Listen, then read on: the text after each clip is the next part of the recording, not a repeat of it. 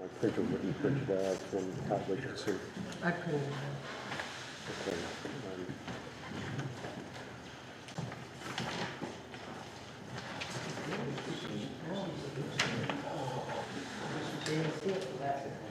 Did you see it?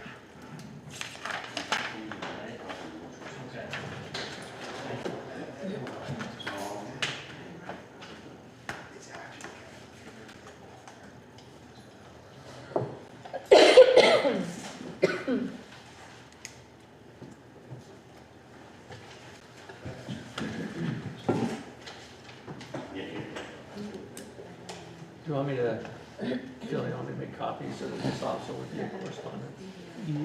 If you want to, Been a little bit late. can we give a few more minutes? Are we still? Yeah, I sorry, I missed it. Okay, so we have a minute or two. It won't be out this time, Mark. Okay.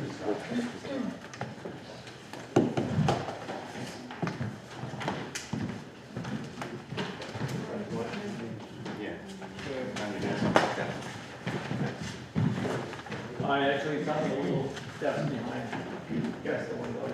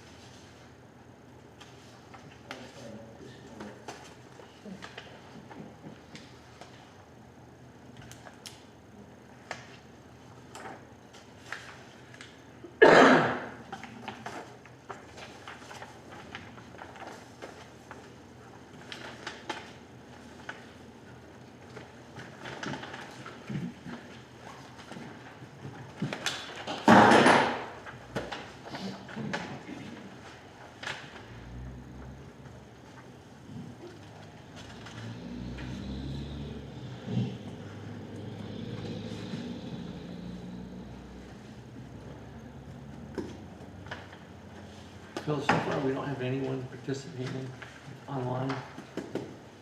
Great.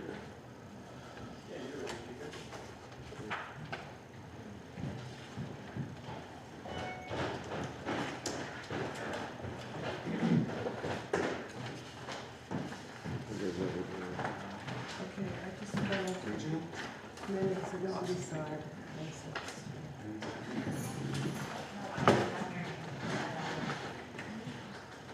Unless it's, I don't know.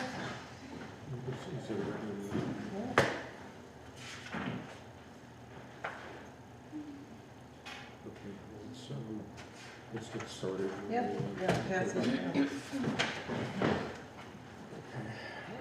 Sorry for the delay. We'll be with you in a moment.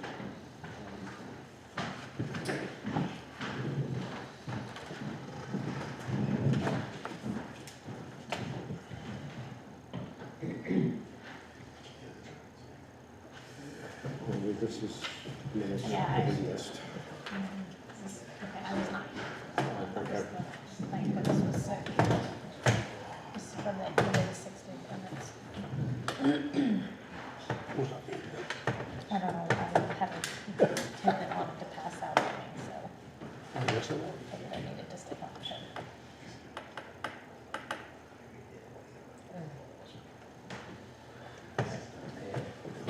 Pass the buck.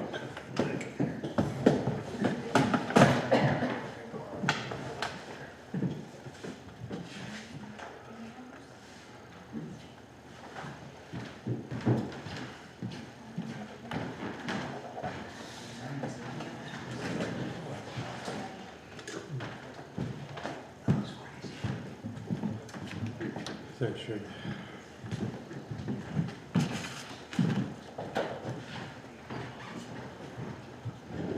Okay, I'd like to call this select board meeting of June the 20th to order. Welcome, everyone. Appreciate your coming. We're starting at 5:35, more or less. The first order of our business is to accept the June 6th minutes. Do I have a motion to accept those for discussion? I'll make a motion to accept the June 6th meeting. One second. Okay. Any discussion? Yes. I wanted to get in there before you voted on it.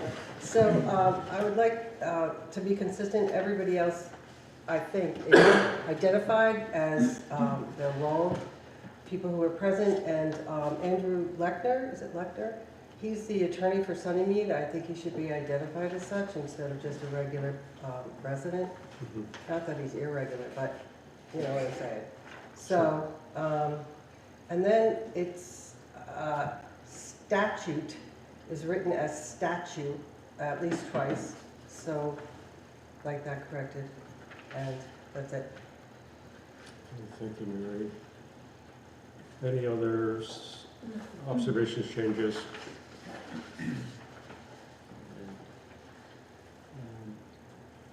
All in favor of accepting the minutes of June 6th, say aye. That's corrected, I'm sorry? that's corrected. That's corrected. Yes. Thank you, Mary. You're welcome, Bill. Okay. Aye. Aye. Okay. Duly passed. We're on to the warrants up through the invoices up to today, June the 20th. I just have a couple of questions. What's the job trailer we're paying electricity on? I think we should make a motion, second it, and then we'll have a discussion. Oh, You must know this. move that we pay the warrant. I'll second it. Okay. Clyde? Okay, what's the job trailer that we're paying electricity on? I think it's out in North Hartland, out by the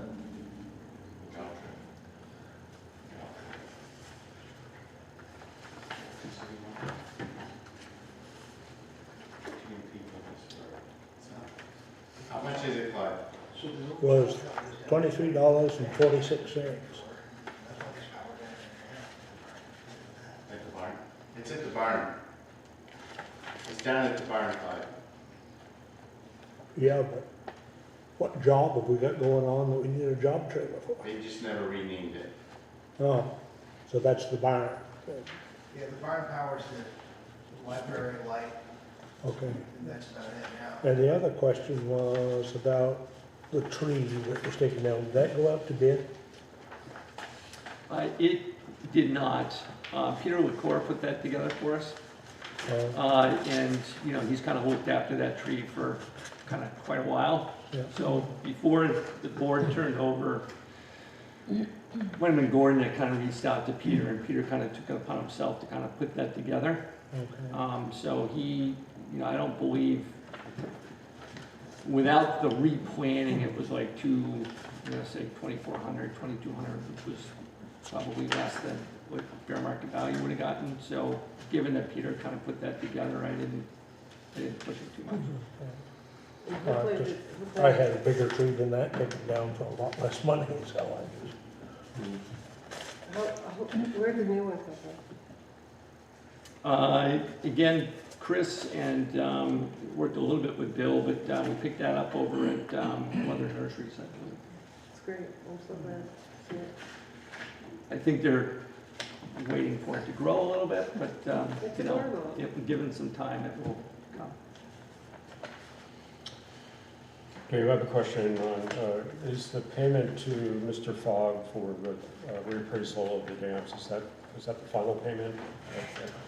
It is. We had one originally and then the second one that you see there. That came out of the reappraisal fund, if you recall. Okay. Any other questions? There. So I noticed Hartland Mutual Aid hasn't been paid yet. They're the only assessment that hasn't been paid. So, Martin, maybe I should ask Martin. Very good. Hmm? Couldn't hear you.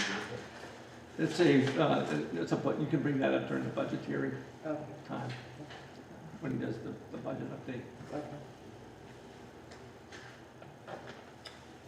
Okay, you good? Okay, all in favor of approving the invoices up to and through June 20th? Say aye. Aye, it's unanimous. Thank you.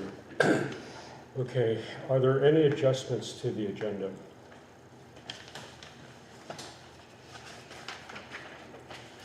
Okay. Hearing none, I'll move on to public comments. I would like to make a comment about the public comments before we get going. I'm in the interest of a number of things, and I'll try to highlight them. I'm going to limit any public comments to any item other than the town plan. Why am I doing that? We've had, the Planning Commission has had one public hearing. The Select Board has had one public hearing. Last meeting here, we accepted comments for up to 2 hours. So I'm limiting comments because we are at the point where we as the Select Board need to discuss this, and you're here to hear that on that point. There's also yet another public meeting coming up doing that. So are there any public comments other than specifically on the town plan?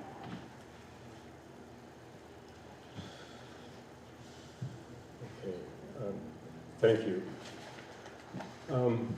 Our first item is the town plan update, and I do appreciate the involvement that we all had at the last meeting. I'm sure, like many of you, I look back and try to follow it through with the CATV. We're going to start tonight asking one of our professional colleagues, Peter Gregory, who's here with us from Two Rivers, to just talk a little bit about, again, what the process is. It seems like we're beginning to get derailed a little bit and with various ideas and concepts. Peter, you have 30 towns that you represent as Two Rivers, and there are a few town plans that are done through his office, so there's experience there, and I look forward to hearing that. Peter, like Dave, are hired professionals. Dave, our town manager, Peter, our executive director of the Regional Planning Commission. So it's there, in my opinion, and I believe this is correct, they are the elected officials that make sure that various bodies, including the Select Board, stay consistent with the state law regarding both process as well as the planning statutes. So with that background, I'd like to ask Peter to please come forward.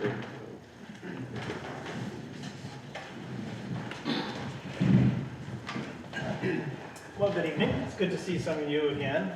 It's good to be here. I offer to be a resource on the process of adopting town plans and maybe answer questions on process and what happens in other towns that we've worked for many, many years. So would you like me to just talk about that from start to finish, or then answer questions, whatever your pleasure? I would, if you would be comfortable giving us a bit of a Sure. overview, and then I'm sure there'll be questions. Okay. Well, just very basically, but very quickly, towns aren't required to do town plans. Hartland's obviously had one for a long time and has chosen to do a town plan. If you do a town plan, you have to follow the enabling statutes, which require a certain number of chapters and issues to be addressed. It also requires that the plan is consistent with the goals in the statutes if you intend to seek Regional Planning Commission approval after it's adopted locally. And I suspect you will, so our technical assistance from different staff members over the past year or so made sure that the recommendations we gave the Planning Commission would enable the plan to be approvable. and to meet the goals in the law. So the Planning Commission worked on it with our assistance, and a draft was put forward by the Planning Commission, as you know, in one of their formal public hearings. They conducted the hearing, they took comment, we made some additional changes at their request based on testimony from the public. And then a copy was adopted or accepted by the Planning Commission, and then a vote to transmit it onto the Select Board. The Select Board received the plan, and I understand had its first hearing, I can't recall when, but some weeks or months ago. Mhm. Given the size of your community, over 2,500, you need to have 2 formal public hearings. The board obviously can debate it and should debate the policy level stuff in that as much as you need to. You had that one public hearing, as I mentioned. You received some input that I understand ought to evoke some discussion at your level as to the policy direction you want to go. You're not required to make any changes based on public hearing comments. You're only required to have a public hearing and to listen in good faith to what is being said. So based on the comments you received to date, they could potentially be substantive if you decide to make them. And in your deliberations, you kind of set the policy at the high level. And then what is customary is to have select boards fall back on staff if a town has staff, or the Vermont League of Cities and Towns if they want maybe a legal review, or the Regional Planning Commission, or all 3. And then come back and debate that at a new hearing, which is warned at least 15 days in advance. If there are substantial changes or substantive changes, the Planning Commission shall render a report back to you as to how those changes are consistent with the goals of 4302 in the statutes. Not whether they like the changes at all, it has nothing to do with that. It's whether the changes are consistent with the goals. That's in the statutes, and that's their role. The Planning Commission's role is long past over at this stage, other than to write a report if you come up with some changes that you would consider substantive. So I think you're at the stage to kind of debate the last public hearing discussion, make some changes, or give some direction to your hired staff, Dave and Sean, to kind of wordsmith and match what your intent is. And then you warn a new draft, and then you let the Planning Commission know there's some new changes that are substantial and they need to write a report. You have that hearing. You can make further changes after that. You don't have to make any. You close the hearing, and the next agenda item on your agenda can be simply adopting the plan. Do you have time for a question? Yeah, anytime. So when I read the statutes, Yep. right, there's a hearing, which we've done, Right. and there's a final hearing. Yeah, two in the size compared, right? But the way the statute read, at least when I read it, is that if you make substantial changes at the select board level, Right. you need to warn an additional hearing, at least 50, it would give the planning commission at least 15 days to write a report before that middle hearing. There's not a middle hearing. There's, given the size of the community, Well, there's 2 automatically. If you make substantial changes after the first hearing, they are then warned for the second and final hearing. You don't need a third. okay, so the feedback we got from the LCT is that an additional hearing is required if you make substantial changes at the select board level. We're not attorneys, but we don't read the statute that way. So yeah, two hearings, and that's been our practice and advice to communities for 30-some years I've been doing it. But in that time frame, do select boards normally make substantial changes to the plan? Well, it's hard to say, do they normally? I've seen many select boards make huge changes Okay. because they don't feel it reflects the community, what the planning commission has done. So I've seen that. I've seen planning commissions resign over that issue because they get very possessive about their work. Sometimes the select board doesn't make any changes at all. They're not interested. They don't see any need to make changes. No one comes to public hearings. So it varies quite a bit. All right. So another process question. If we did not wait the required 30 days to do our first hearing, Yeah. right? And, depending on the read of the statutes, if we're required to do a second, an additional hearing after making changes, and we don't follow that process, the plan could be challenged later on. I think there's I don't know statutes like some of my staff do by memory, but there is a provision in the statutes that say failure to follow the adoption process to the T does not invalidate the plan. So you really don't need to worry about that. But I'm not saying, by saying that I believe you haven't hit the 30 days. Right.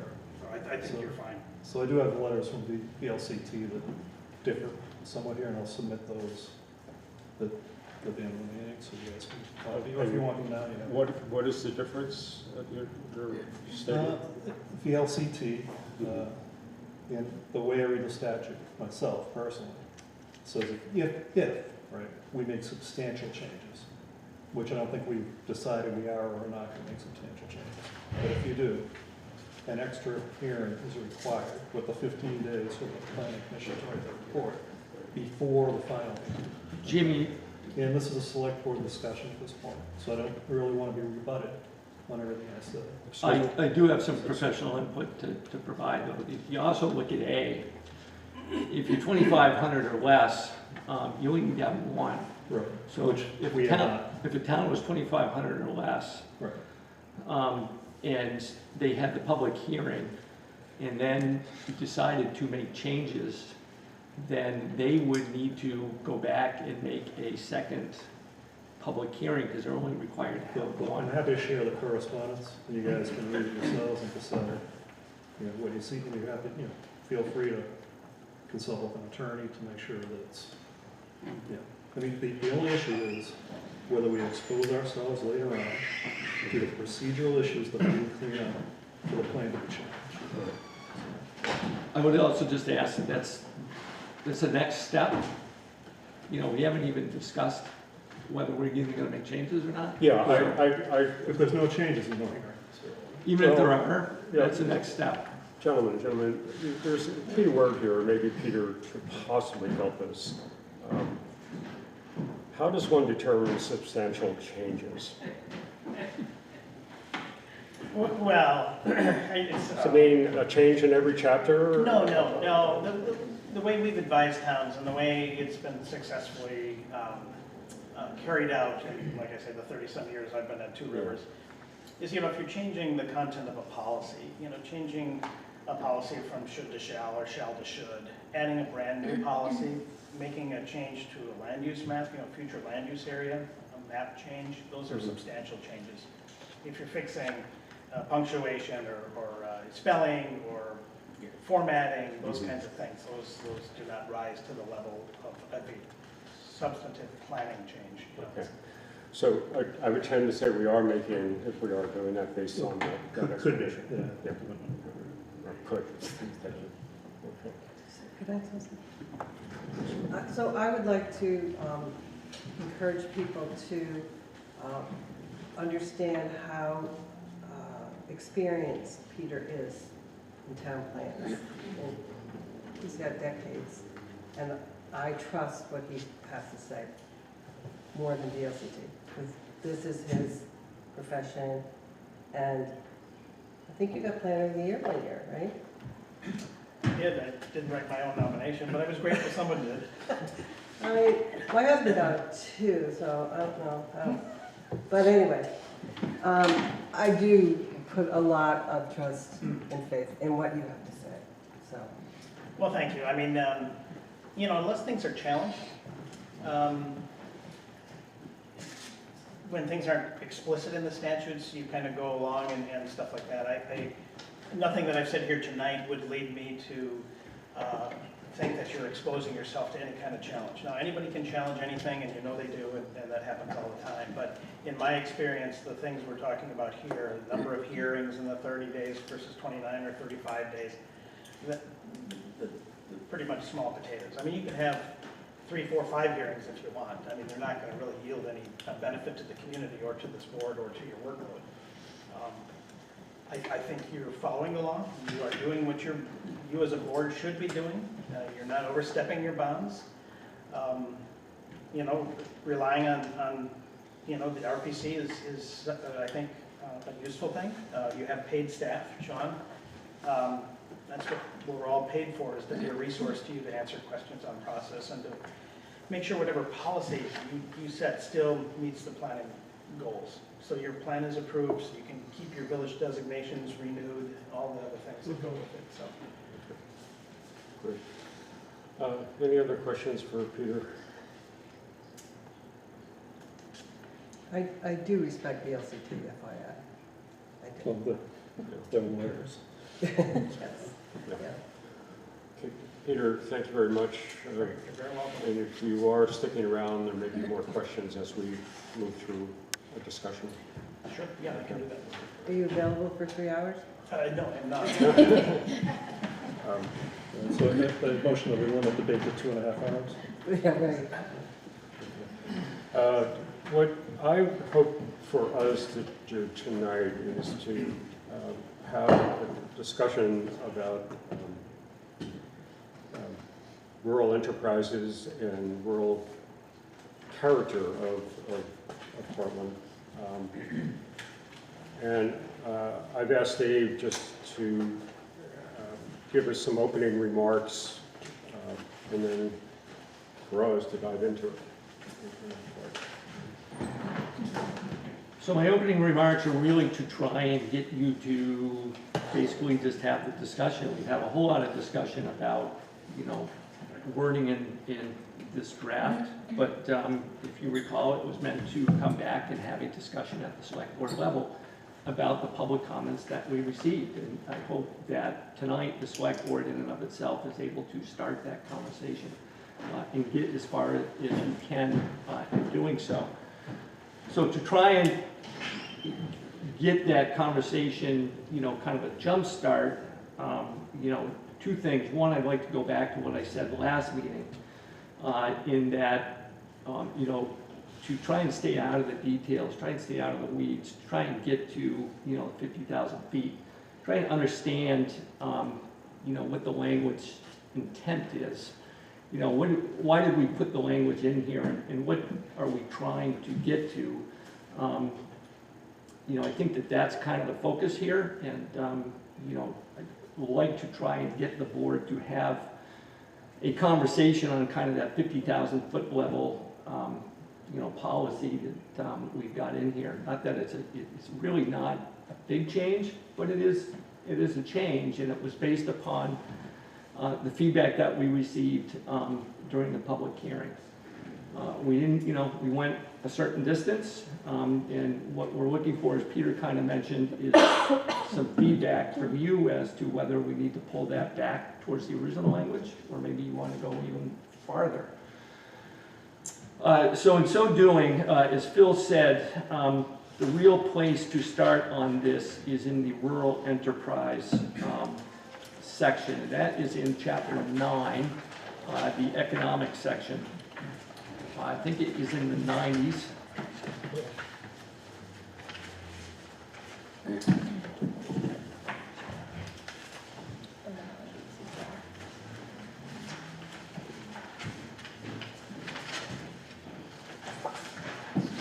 It also depends on which version of the plan you have. If you have the unmarked up version, it's around 95. If you have all the markups, it's going to be. So we put out the marked up version, I think, to you guys in the 523 version, which is on page 97 of that. On page 97, there's a first focus on the home business area. Under home business, you have general services and lodging type. Now, under the pre-plan, under the 2017 plan, before even the Planning Commission made any changes to this, under home business, the language that you see under general services is what was basically listed for a home business. So under that home business, you essentially could have 5 on-site employees, and then you could have even an additional 5 employees basically come and be a part of your business. As I read it, upwards to 10 employees. You see the examples below: contractor services, auto repair, lumber or firewood operations. Well, what kind of happened is we had a B&B kind of come down the pike in an Act 250 application or in a, basically a permit, that, you know, at the time, I believe they were, you know, it was about a 16-person application, basically is what they were ended up being permitted for. And kind of with that conversation between the Hartland Planning Commission and the Environmental Commission kind of evolved around how many, you know, how big of an operation can it be? And they looked at the employees, and obviously with 5 to 10 employees, you could have a rather large hospitality business. Under the new language that was presented to the select board in your 5/23/22 draft, I'm sorry, in your March 11th draft, was this lodging type. And they talk about, you know, limiting that lodging type. And again, this is for a home business. So the whole idea is that, you know, in the rural area, businesses would be home-based. They came up with a maximum of 10 guests, and/or guests or employees. So you could have 8 guests and 2 employees, or basically 10. I'm sorry, who's they? So Planning Commission put that language together. The lodging? Correct, home business lodging.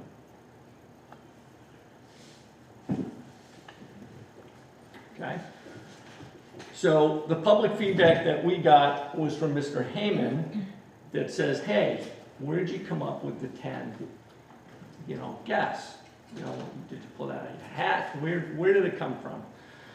So there was feedback during the public hearing that, you know, you can't even really operate profitably at 8 to 10 guests. And, you know, what would happen if you had, you know, 50 acres of land? You're still going to limit this to, you know, 10 people. So that was part of the feedback that we heard. I'm not going to get too much into this tonight. I want to keep it to the hospitality side, but we also heard from folks wishing to make a farm stand or some sort of a retail establishment, you know, some sort of a commercial entity. And so we looked at both of those and said, okay, both of them wanted to be in the rural area.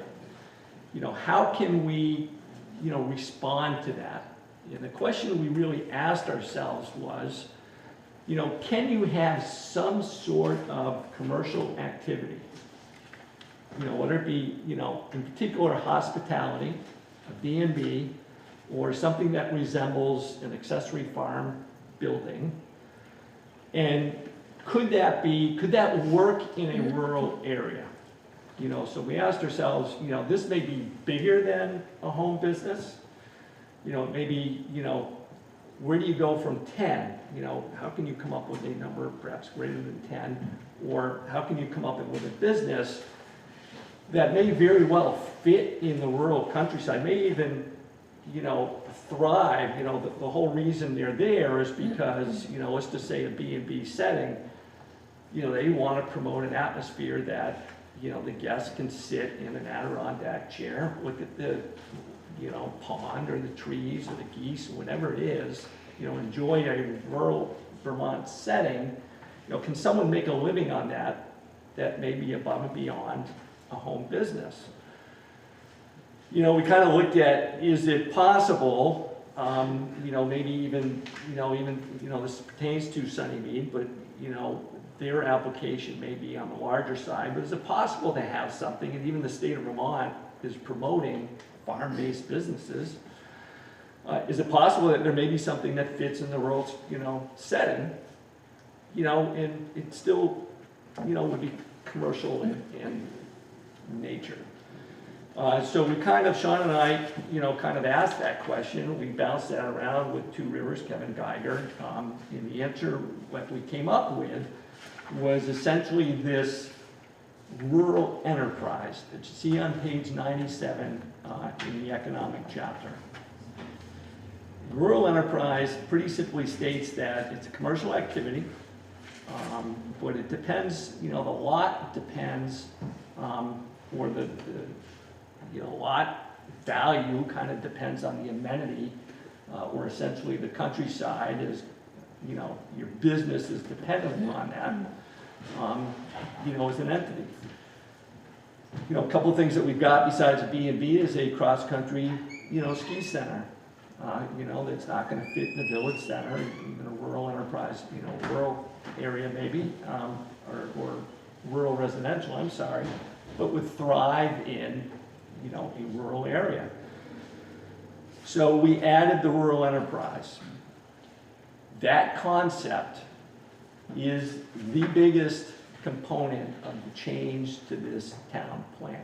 Now, there's a whole lot of other stuff, it's kind of small changes that Kevin has kind of inserted, you know, based upon what we need to, you know, get this approved by Two Rivers. But there's really three things that came up in the public hearing. One was short-term rentals, which I'm going to read out for now. The other one was essentially something that, I'll call it a farm stand, but essentially a retail business that entails farm-grown goods and hospitality. We looked at the two, the farm-based accessory building and the hospitality, and we put this language in here, rural enterprise, with thought process that you can have something that is dependent upon the rural character of the area, fits in with the rural character of the area, but maybe commercial in nature, in particular something like a B&B. There's other parts to this, but I'm gonna stop right there. And I think that that component or thought process is, you know, worthy of select board discussion. That's a policy change to this town plan. And whether that is, you know, thought process is acceptable, you know, maybe it doesn't read the way it should or whatever, but we can, you know, we can mess with that. The concept itself is, you know, worthy of discussion, because if it's not, then we kind of stop there. You know, if it's, you know, we find that thought process acceptable, then we can, you know, I'll focus on hospitality and we can take the next step after that. Yeah, Jim, I know you have some comments. I just have one clarifying question. Sure. How did gravel pits get into rural areas? Much like a lumberyard or forestry products, you know, there is, you know, veins of But there was no granite. feedback during the meeting that anybody suggested gravel pits be part of. It is consistent with kind of a resource-based, you know, entity. Again, I would come back to, you know, much like forestry, I would also add that there's language in here that talks about, you know, undue adverse effect on roads. Yeah. You know, so, you know, you're not gonna have 50 trucks going up and down the road. You know, much like a lumberyard, you know, same concept, you know, as long as, you know, if it's an Act 250 proceeding, we get, you know, a sheet anyways from the applicant as to whether it's going to affect the resources of the town, same process. You know, we would have to make kind of a subjective decision as to whether on that particular road it would be acceptable or not. Thank you. I really feel this is, I agree that this is an important sort of discussion that we haven't had. I mean, historically, people in our community have had boarders or people living in their house for either meals or for income. Fast forward today, you know, we're just coming out of a COVID period where there's an awful lot of people that have been living in Hartland, renting and so on and so forth. But Airbnbs, all the various apps about how to find a house or rent a house, I think really are shaping us here to sort of say, this is something we need to discuss and really be clear about as a town, how we define that. So I'm glad we're starting here for our discussion point. Jim, did you have some points that fit Give with somebody this? else a chance to talk first. Okay. Your thoughts on kind of the, Mandy, Mary, should we have this discussion? I mean, I can, if you like, I'll kick it off. You know, so just based on what I've read, I have read the plan. I have read the 2017 plan. I've seen the changes. And when I look at the plan overall, the observation is, we can put in some language, maybe in the housing section, about what we think is the right thing for, short-term rentals. But the reality, I think, and, correct me please, I think planning commissions are as well, if I'm wrong, town plan kind of takes jurisdiction if you have an Act 250 development, right? Then you can look at that town plan and say, does this development proposal kind of fit within what we've, documented in the town plan? Short-term rentals are an individual property issue. It's not a commercial development. I think it would be a reasonable thing to consider just not change, not add language to the plan that was submitted to us around lodging, but just to remove the half a sentence in home occupations that refers to short-term rentals. Because if the town really wants to take a position on short-term rentals and what's, good, what's bad, how big should they be owner occupied, I think that's really more of an ordinance, more of a town ordinance. And that would be a separate discussion at a separate time with, public input. So I think removing, a half sentence really in two places because the language repeats. I think on my version is page 95 and page 115. You take out that half sentence related to short-term rentals because it's not relevant. I don't have that version in front of me. I can let you look here. You just get the right page. Phil, on yours, if you had the changes, Yeah. it would be on page 97. Okay. I think Mary just pointed that out.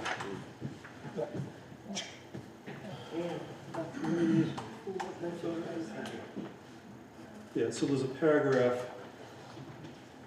Do you have the line? Under the last sentence, under Yeah, the last sentence, home home occupations, yeah. just delete and short-term rental units. Right. But before we do that, I think we do owe it to the planning commission to hear their thoughts on that change. Okay, well, we set the standard for right now, so Okay. it's our discussion Okay. on that part.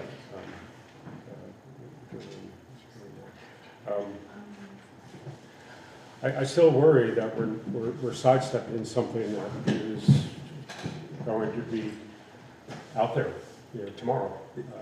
And I'm not savvy enough to know whether an ordinance versus something in our town plan would be the best way to go. Well, if it's not a commercial development, again, somebody's taught me, it's not a commercial development under Act 250. That sentence doesn't matter. Peter, do you have any thoughts on this? I would agree with Jim. Yeah, I think, this plan was written to act and sound much like a zoning document because, it's been shot down 2 or 3 times since I've lived in town. Most of the plan language will never come into play anywhere unless it leads to a zoning proposal or in the rare cases, Act 250 jurisdiction chimes in, which is very, very rare. And I agree with you on the short-term rentals, it's not going to be an Act 250 jurisdictional issue. And again, I think it's only if the town opposed the development that you would even consider it. Well, Act 250 is interesting, and they will take the plan as it's written, local and regional plan, whether or not the regional commission participates, the select board participates, or the planning commission participates. They'll look at it and they'll make their own determination on conformance. Sometimes they'll make a determination that's contrary to the way we think our own plan is written. So our plans as they stand right now will be used on every Act 250 proposal that comes up, whether we participate or not. Good to know. But I thought the commission also was looking for the direction the town wanted to move in. You know, and that's that concept of if we have definitions in here that help ourselves clarify where we want to go. Yeah, the district commission, yeah, they do look at the town plan, that's their responsibility to look at the town plan for direction and stuff, and that's why plans need to be, on issues that might come into play in Act 250, they need to be written very clearly and prescriptively. If you want something, you say it. If you don't say, you know, they shouldn't do this on a Sunday when it's nice and sunny, it's prohibited. It'll be real clear what you want. So they do look for clear language, they do refer to the town plan. But again, only if there's jurisdiction on the issue to begin with, and there would not be on a short-term rental. Okay. But that kind of guidance could be useful if the town ever wanted to revisit a zoning bylaw, because zoning needs to flow from your town plan. So your foundational plan is what guides zoning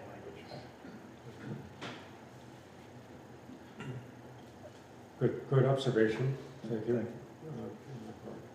And I think this whole, like, it seems very zoning related is why I have a hard time saying, yes, I agree with this, or no, I don't, because I don't know zoning. And I expect this to be more policy. And this, to me, like this section in particular, is very detailed, like zoning would be.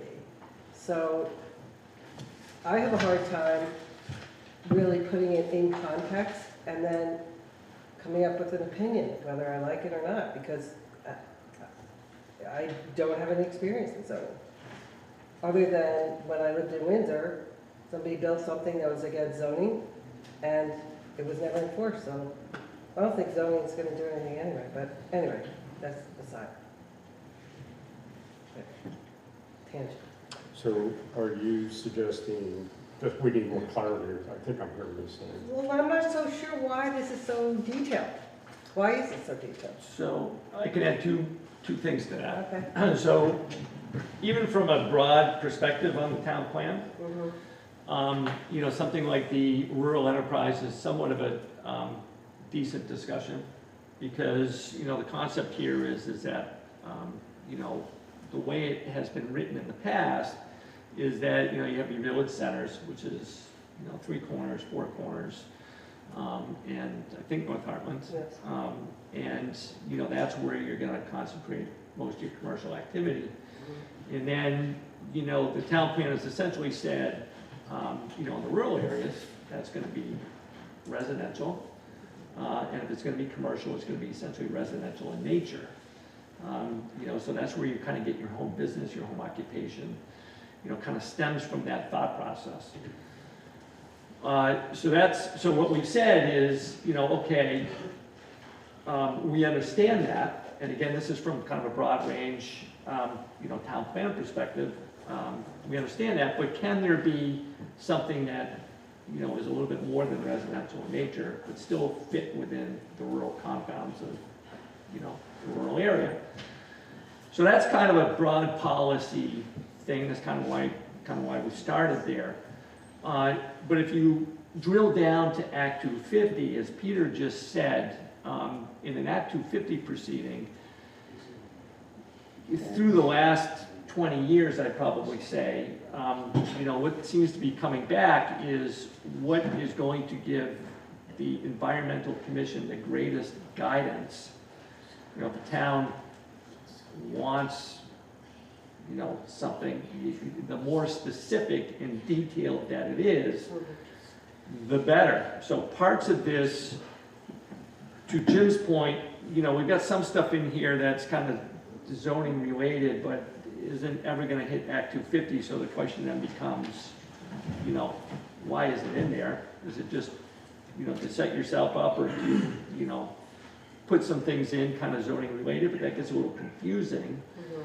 However, if you know something, you know, for instance, Wise Pines, you know, the application that came in up on Hartland Hill went from residential to commercial in nature and was greater than an acre, and therefore it kicked off, or, you know, Act 250 kicked in. That happened to get approval, but part of why we're here on the town plan revision is that it wasn't clear on our town plan and there was some inconsistencies there. So they've made it clearer, but then the question then came up in the public hearing was, you know, okay, you've made it clear and pretty concise, but it's really stringent. So we're responding to that, you know, can it be less stringent? But Yep. But the person who said that came back and said, you know, at our last meeting, I have no horse in the race, right? Not building any more lodging. I just think you shouldn't change the rules without doing a new survey. And our result is we've gone and changed more rules, right, with this draft language, which is kind of self-defeating. Sunnymead came back and said, take it out, disregard those changes, we don't want them, right? Not sure why you put them in. So I think we're doing kind of a lot of work here, when the solution is really go back to the plan that was delivered, delete the half a sentence. Yeah, maybe we need to debate an additional sentence under home businesses, the lodging type. Maybe we just leave it as it is.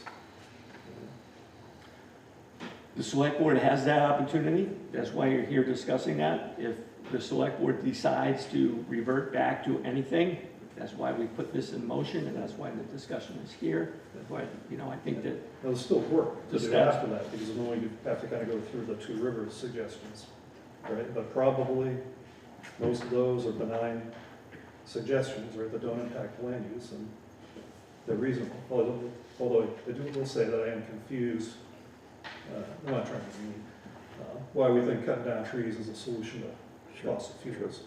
Well, we also, yes, we have. Debate for later, Yeah. Harlan, yeah. Yeah. Um, So am I hearing, Jim, if we should remove not to exceed 2 bedrooms, that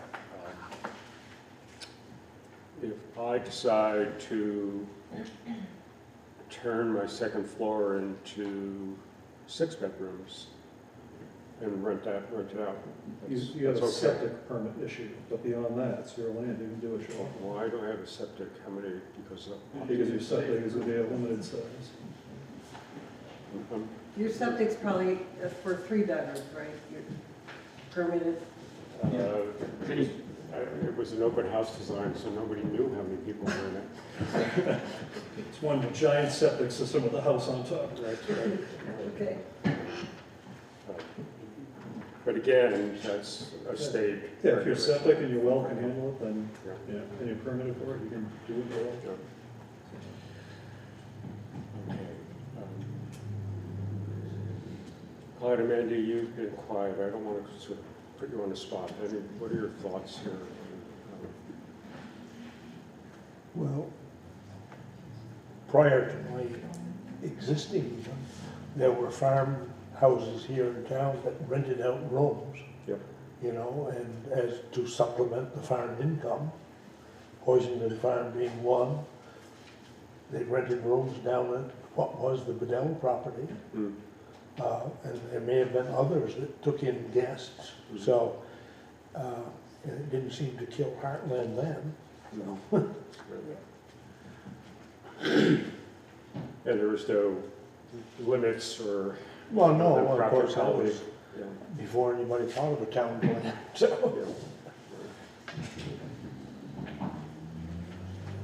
I would agree. I don't really understand the relevance of it necessarily being in there. I think it would be hard to regulate and, Well, also, if you point out here, your septic system is one of, you know, if you can't cite a septic system that takes only so many bedrooms, well, if you've got 1 bedroom for the occupant to live in, and you've got a 3-bedroom system, you're kind of locked into 2 bedrooms to rent out, so. So does this mean we're punting a little bit upstream to the environmental agencies and to the commission? So just to keep you guys separate. So B&Bs and short-term rentals are actually two separate. So the short-term rental is, I kind of kept on the back burner, because I felt as though that was kind of a simple one. We wanna get rid So of you some- seem to have tackled that. So if, you don't like, you don't feel the need for short-term rental language, that's fine. You are, there is, if you were to add on to do short-term rentals, you're gonna have to, address septic and et cetera. So I think that's fine. I think I hear that's where the decision is going. The two, though, are separate. Short-term rentals and But my- lodging My are two statement different. is that the whole lodging issue, right? Based on some, input from a person, doesn't mean we need to create a new land use definition, right, at this level. Planning Commission did this based on public input, and based on town surveys, right? There's no kind of precedent here for input from one person to say that we should now rewrite land use. The plan is good as is. Short-term rentals is an issue that is a hot button. It doesn't need to be there. So if we take the hot button away, we can, if a town ordinance is appropriate, citizens can petition for that. I say the plan is good as is, minus a half a sentence. And that's the original plan, right? Delivered on March 21st. March 11th? Yeah. So, Ninth, actually. okay. So short-term rental is used as an example for a home occupation. It's also used as an example of a small enterprise. Is there a reason for that? I'm sorry, say that again? So if you look on the plan, home occupation is defined, Yeah, and an example of it, among others, Yeah. is short-term rental units, yeah, okay? Then you look down, small enterprise Yeah. is defined, and an example of a small enterprise is also short-term rental unit. not in my version.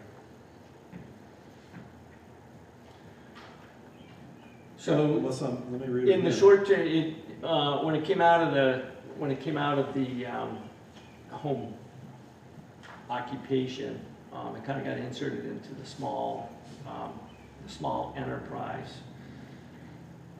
In speaking, so I think that my understanding of the planning commission is that they did want to, it got, as Jim said, it's not commercial, it's residential in nature. But they were kind of looking for a way to kind of pull in, or at least when it got written, got written into, as a home occupation, looking for a way to pull that into, enforcement of some sort. So it came across or came over as a commercial use. So from the town plan's perspective, you're kind of looking at short-term rental, as a commercial use. But again, only if it gets pulled into Act 250, and it's very difficult to pull the short-term rental into Act 250. So it's, So on the original, you talk about the examples under small enterprise? The plan as delivered says examples, small professional office, law office, computer program. And then I've got in blue, short-term So rental. that was an addition from the public, our public hearing. That was the public. So then, should it come out, if it stays in there, should it come out of home occupation? Yeah, so my suggestion Is that why you said it? is we go back to the original, right? We go back to the original document as delivered, so not the one that's all marked up. And we just delete that half a sentence around short-term rentals. From small enterprise? Well, it's not really in small enterprise. The original that was delivered to us didn't have that language. so at the moment, we're working off of the 523 draft, and that has it in the small enterprise. But that's now become a complicated draft to deal with, right? So That's where all my edits ours, is that, I apologize. Jim, what was- I hope you rewrite those. yeah, right. But, so my suggestion is the planning commission delivered a reasonable plan. There was a statement in there about short-term rentals, created more controversy than it did good, right? I really think that original plan is adoptable with some other things that we've got to deal with. As is, if we take that short-term rental statement out. They've defined home business, they've defined home occupation, they've defined small enterprise, and where those things can exist within the town.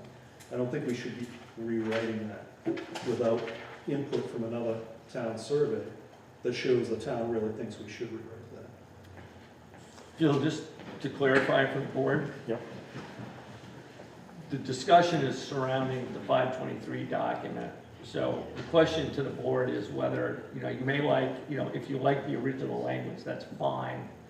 Where I'm trying to get you to is whether, the language that was written to respond to the public comments, whether or not we like that or not. So, so Mary, to your point, it would need to come out of, revert. It would need to come out of the small enterprise, but also come out of the home occupation, which is what was in the March 11th draft. So it would need to come out, at this point, it needs to come out of both. You are correct. But, so again, the path that I see, I try to simplify everything in my head. The path that I see that's the simplest is rather than try to pick out everything that's been inserted in here, go back to what was delivered, delete a half a sentence, and we have a foundation to move forward. Okay. Mary, I'd like to hear what your edits are, because there's old language and new language mixed up in those paragraphs. Well, I just read my edits throughout the whole thing, I really don't think you want to go into that tonight. No, not the, we're just talking about this specific Yeah, section. No, I didn't, I had nothing actually there. It's just questions. My question was about the short-term rental units, where it comes out. Yeah, okay. I don't have anything else on the page.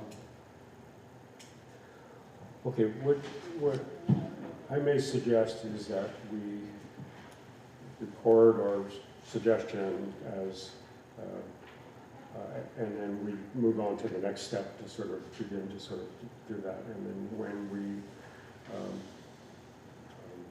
make a vote, we'll basically vote on the whole, hopefully, or chapter by chapter, whatever we need to do. I'm also realizing that we said 40 minutes and we're over that right now, which is notoriously what we do, I guess.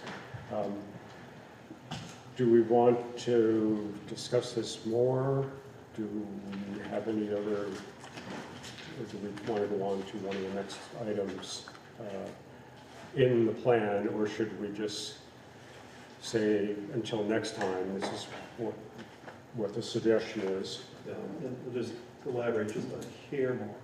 Yeah, going with that suggestion removes the sign need changes as well, which are no longer necessary, right? So it kind of gets us back to a clean foundation. What were your changes? It would, if we go back to the original, the sign need changes come out as well. We no longer have to worry about it. Let's talk about that as a separate issue. I really do think that's a larger issue, and I wanted to have clarity in my own mind of how does one change a village designation, and what are the downstream issues, that if we simply sort of draw a line over here instead of here, to allow an operation like Centermead, what does that do? Peter, I don't know if you want to make any comments on the village designation, and then we'll maybe put it out. Sign need is already applied. They're applying under the 2017 plan. Yep. Any rules we change here, I'm guessing is not going to impact that application. Right, I think that was filed last week, and so, yeah, it'd be the existing regional plan and the current Hartland Town plan that will be, Right. it'll be judged against those plans. Yeah, I'm also just thinking about potential growth for any community housing. If we encounter that, and we're looking for bike ped grants to extend sidewalks, again, I'm trying to sort of be both a visionary of where do we see the town going. So maybe Peter, if you don't mind, that we've kept you for a while, just any comments about who would tell us something about the designation of villages and how one town sort of does it versus another. No, just so I'm clear in knowing what you want, are you talking about designating a future land use area called the village in your town plan, or are you talking about the state designated village? Good question. I was talking about the state designated, which I thought correlated with the outlines in the town plan. They can, but they don't have to. So we have a village area right here. Correct. Right, goes down to Martinsville Road. Mhm. There was a request to extend the village area further towards 91 to where the open fields are on Yeah. the left-hand side. Right, so the state designation program for village centers include, Four Corners, Three Corners, and North Hartland. Mhm. There's a state board that does that, and they look at a geographic area that is the traditional core, not spokes heading out to grab a lot here and there, separated by a lot of, rural area or housing. It's really, the village designation program under state law is a historic preservation tool, not a planning tool. Mhm. So it's really to provide tax benefits for income-producing properties. So that's what it's for. Yeah. The village land use area in your plan is something separate. And I believe that applicant had requested that the town plan extend its village land use area out, Mhm. and maybe in hopes that the village designation would go out there, but that wouldn't help them anyway, because something new like that does not have historic preservation tax credit implications, so that wouldn't help them in any way. Okay. You can certainly extend the village, area in your town plan. Our regional plan doesn't do that, but, we're separate bodies. Okay. Okay, that's all. I just wanted to have just general information about Yeah. that. I have no intent there. But, okay. Any other questions for Peter or? No, it was helpful. Yeah. Thanks a lot, Peter. My pleasure. Thank you, and welcome back again to Hartland. Don't move.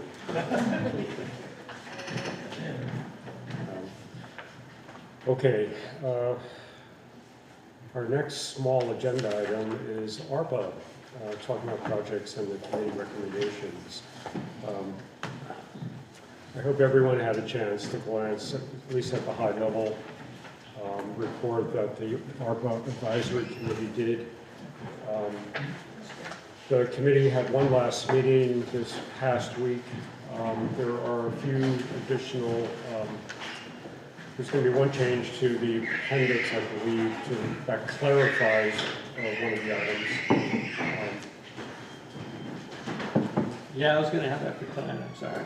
The one thing I didn't get copies of. Yeah, okay. I'm glad you didn't make more copies before. So I think the committee introduced the concept of percentages for certain categories. And I'm just wondering if we can discuss that, knowing what the top 15 projects that emerged out of the 56 are. The committee did some great work in consolidating a number of projects into some leading ones. And there are some, I think, really creative uses of ARPA funds to maybe supplement other programs to launch job training and to increase employment for people in town. So I'd just love to hear some of your general thoughts on where we are and how do we want to start with given the report. Anybody else? I mean, I'm happy to share my thoughts. Yeah. I think this is great. I think that, I mean, this, we have $1,040,000, if I remember correctly. The $600,000 in here you can spend right away on 3 categories, right? The culvert, the ditching, and repairs to town buildings. I don't see any reason to not do that. I mean, I think it's a great start. Yeah. The other $440,000, we have 5 years to spend. I think there's valid suggestions in there. I think it's a matter of, prioritizing what we want to do when. And, just making sure we all agree that they're all relevant projects. Jim, excuse me, Todd, I'm not sure what's going on over here. I couldn't get into the meeting on Zoom, so I was just showing them what it said in case I helped Okay. with the technical. You guys set? Well, I'm gonna sit here. No, if that's a glitch, like a technical glitch, I'd love to. Well, I just thought I might not be the only one, so I thought I would tell them. Yeah, Yeah, we don't have anybody attending. Were you able It's to? been in for ages and it says, waiting for the host to start this meeting for the last 30 minutes. I can try from here. You can view it on YouTube as well. I mean, obviously we're here now, but people who need to view it at home. For some reason, I think an old Zoom link has been sent out. Dave couldn't get on it earlier. But I'll provide. I took this one off the minutes. Sure. Sorry, I didn't mean to interrupt. no, well, it's a serious glitch, I'm glad I just wanted to, I couldn't hear Jim and you guys talking, so I wanted to clarify. So where do we stand right now? Is it a public meeting or really just the It is people in the public. meeting? It's the same webinar ID that or at least I've been using. I don't know if you guys provided a wrong link on the agenda, but I will put the correct Zoom link in the live YouTube feed. So if people who are watching on YouTube need to come into the meeting, they'll find the correct link and be able to speak. Okay.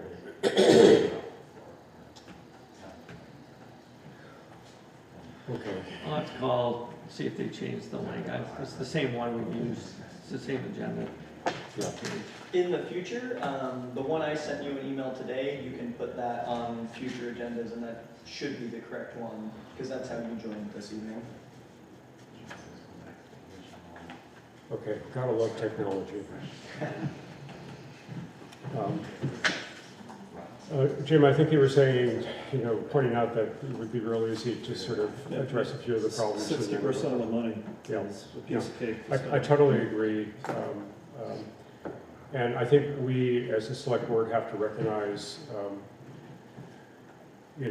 our paving budget's $200,000, the quote to pave the west side of Clay Hill Road came in at 270, whatever. And then the east side was in the 300 and something. Yeah, one's 75 over and one's 175 over. So we have budget impacts, rate increases. Do we use ARPA monies for some of those projects as well? I mean, I have a keen interest in the Damon Hall project, which wound up very high on the list. But I think if we were to explore that it's kind of like there's going to be doors that open up saying this project may be more complex than I think. I'm not a skilled contractor by any means, but I would like for us to sort of begin to explore some of those items. I think the committee recognized some of our buildings were indeed cultural assets to the town, so we need to keep up the maintenance and so on. So Jim, I'm falling into the same trap you were worried about. I'm talking a lot, so I'm going to keep. Well, let's spend some money. So I've got a question. So you two both like which ones? Can you say that again? Well, I think the easy ones, right, are, the $250,000 to help repair buildings like Damon Hall. The box culvert on Jennyville Road for $200,000. And then the ditching, which we know we have to do anyway, for $125,000, which I think David suggested splitting that up over the 5 years life cycle of ARPA funds. So I mean, that's 60% of the cash right up to that. And those are your top three?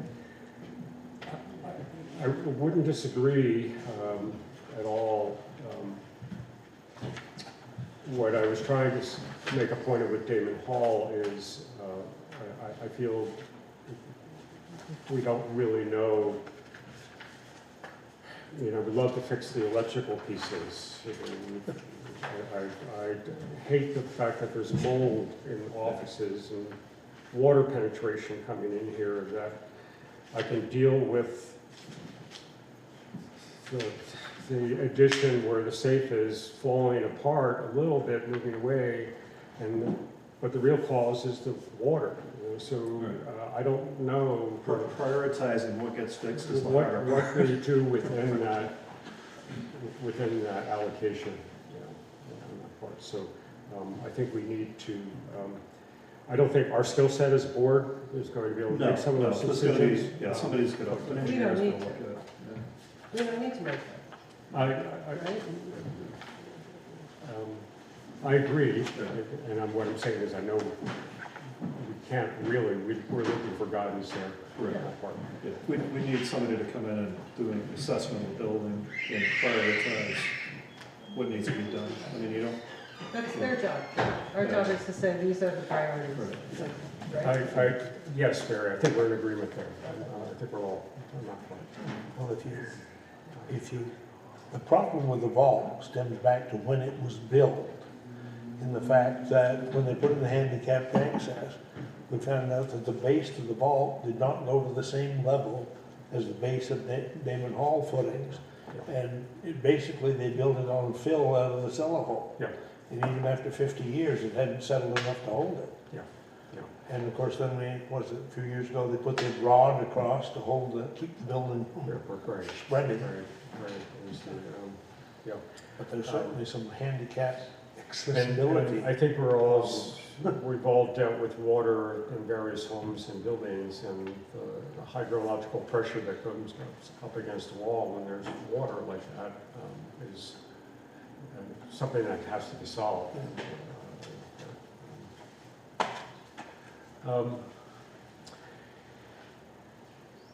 What about the other 12 projects on the list? I want to know what their top ones are too.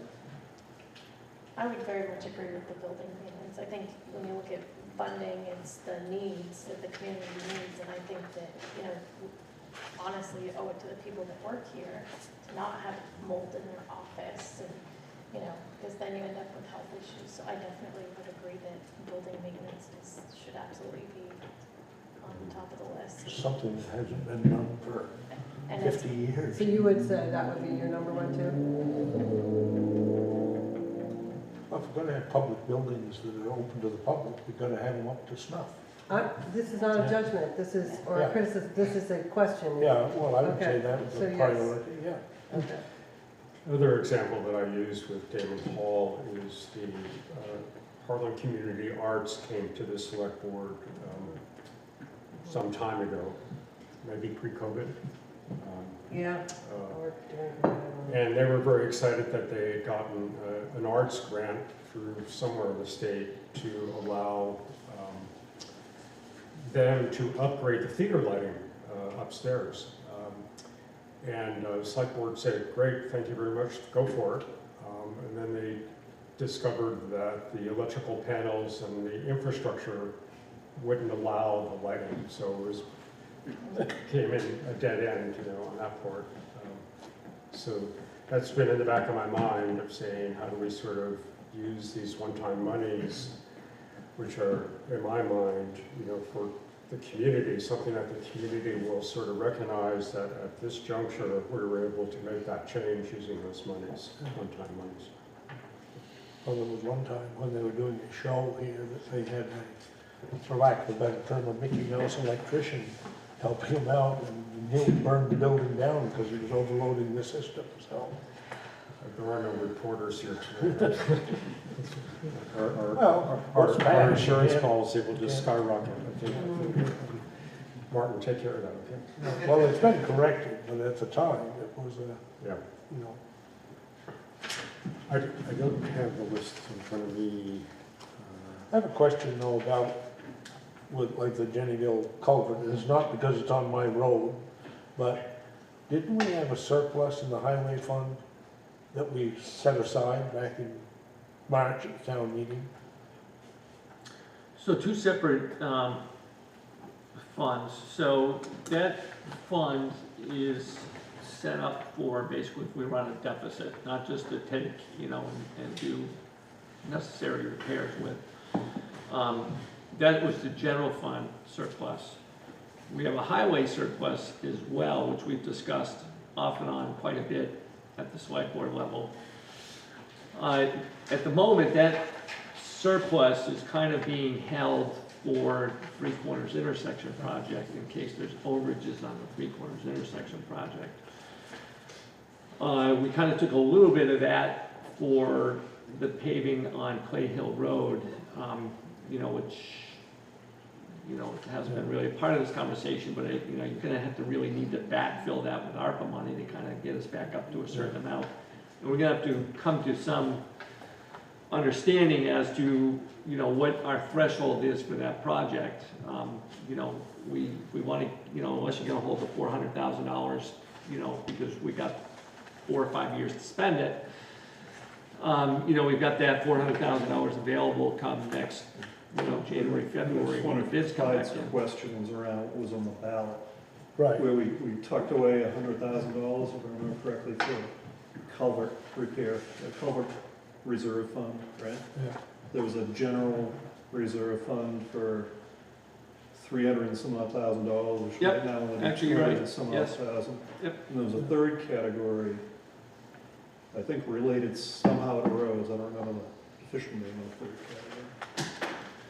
So you can use that, you're right, Jim, you can use that $100,000 for Jennyville Road, or you can kind of keep it in reserve, take the ARPA money and use it for Jennyville Road and keep that in reserve in case the one next to it by Densmore Hill Road kind of goes, kind of kaput, and then you've got $100,000 to deal with it. I think the thought process is the money in reserve is, you can use it for Jennyville Road, that's fine, nothing wrong Or with that. keep it for emergency. Well, just, it's been 12 years since that bridge collapsed, so. Are you nervous? No, Driving except over it? that, it's a stone culvert. The 2x4s are still kind of there, kind of, sort of. I think Dave just referenced something that we as a board will have to wrestle with. I suggest not tonight. But our plan is to go out to bid for the Three Corners intersection late this year. I don't think anyone in the room can predict other than it's probably going to cost more than what we originally thought, just given the inflationary period we're in. But just what is our pain threshold? When do we say, yes, we're going forward and begin to use some of these funds? Or, do we say abandon and lose the money that was invested in engineering and so on, or store away the engineering report for another time? Yeah. So I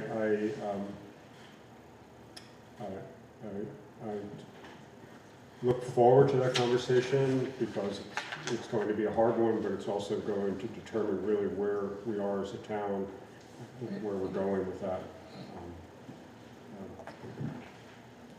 And I say that because we could dip into that ARPA funds, to say, okay, we're going to hold that to build a reserve for the Three Corners intersection. Is that a good plan? It's for us to sort of... We won't know until we get there. Correct. Yeah. Who knows, if infrastructure money gets released by the state, maybe we can appeal to the state at that point for help. Yeah, Jim, you're on to something there. I think we all pay attention to some of the House bills that have been floating around for both infrastructure, building infrastructure, as well as the roads. Certainly, until it appears, we can't count on it. For sure. Kind of like my paycheck. I know Chuck's in the audience here, and I do want to acknowledge that there are some projects on that list that may not require a huge sum of money, but could impact the community in a positive way. So I would want us to sort of be thinking about those and as we continue our discussion, try to flush those out. Yeah, just maybe one question on number 3, the funds for nonprofit trail groups. Isn't there a trail that we've been trying to get worked on, the rec center trail? Would that be a good spot for? I think there's a rec center trail. I think the committee also recognized Katy Brook and some of the other town assets that are out there to, again, in the spirit of COVID, getting people outside and into a healthy environment. So I'm pretty sure that's. They did get a $10,000 grant. They did. Yeah, For for the trail. Yeah. For Katy Brook. No, for The rec center. the Oh, for the rec rec center center. trail. So that's already off. And, I don't know where it stands. It was, we had the appropriations, but I don't think we did not schedule it. Yeah, we got maybe a little bit under at this point due to inflation, but we've got, I can't remember the exact amount, $20,000 or $25,000 set aside for that project. okay, so that's already funded. Mostly, yeah. Okay, great.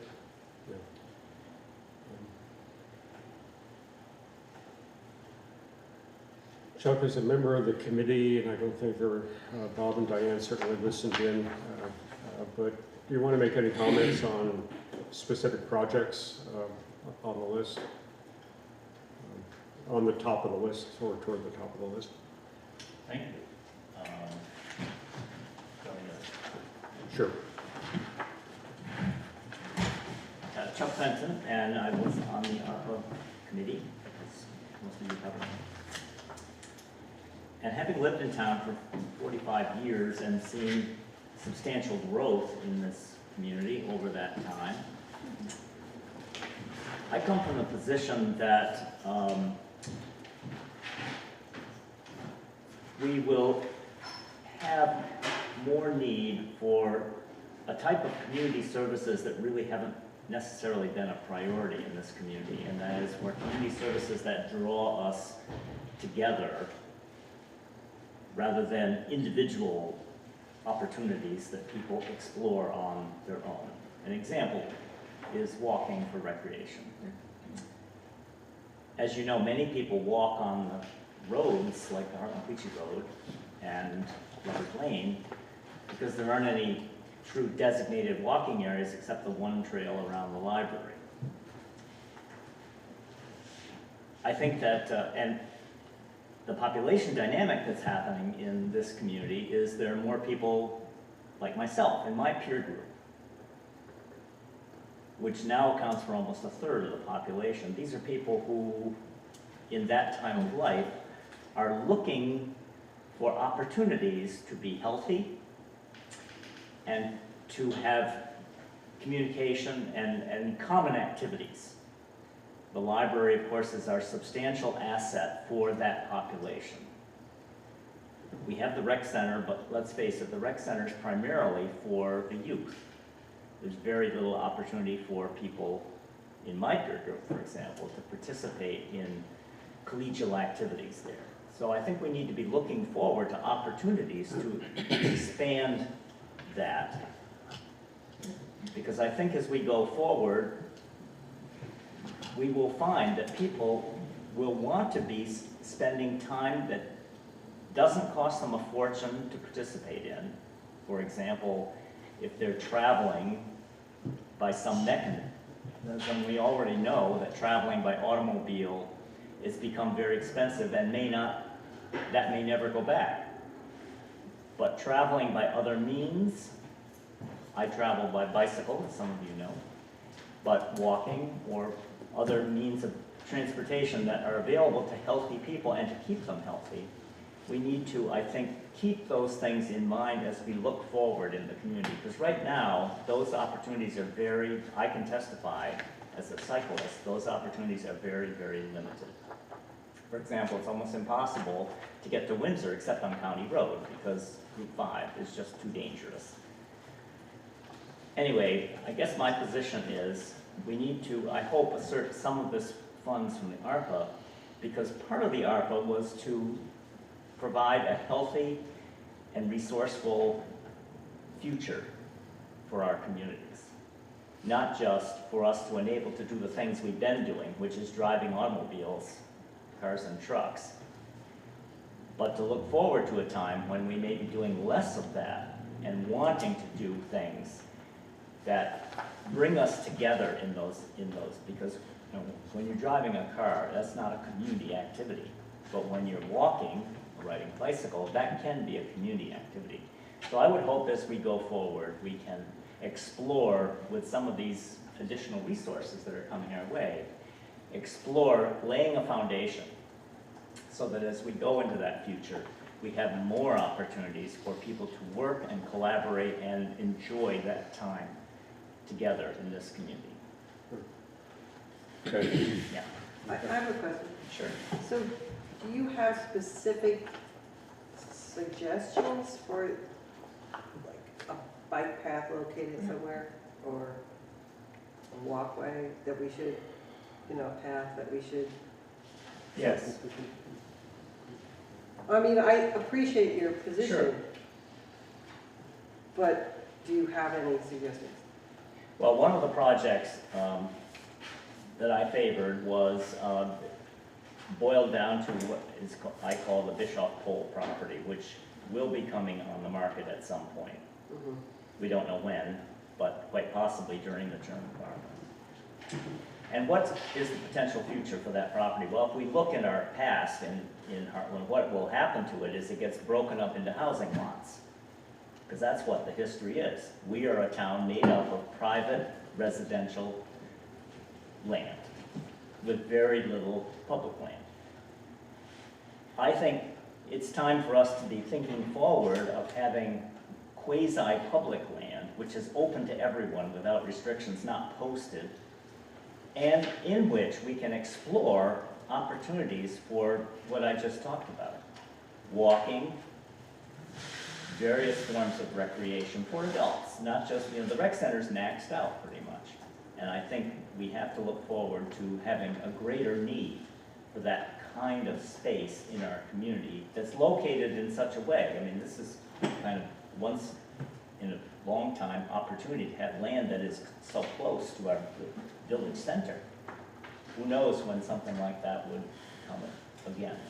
And if we can encourage that through some matching funds or whatever, encourage the process, then I think it opens a door for us to explore ways that could make us more food resilient. For example, like I mentioned the Intervale project in Burlington, which some of you may know about, a wildly successful program that took a chunk of land that was a power plant and a dump and turned it into one of the most successful agriculture incubators in the entire Northeast.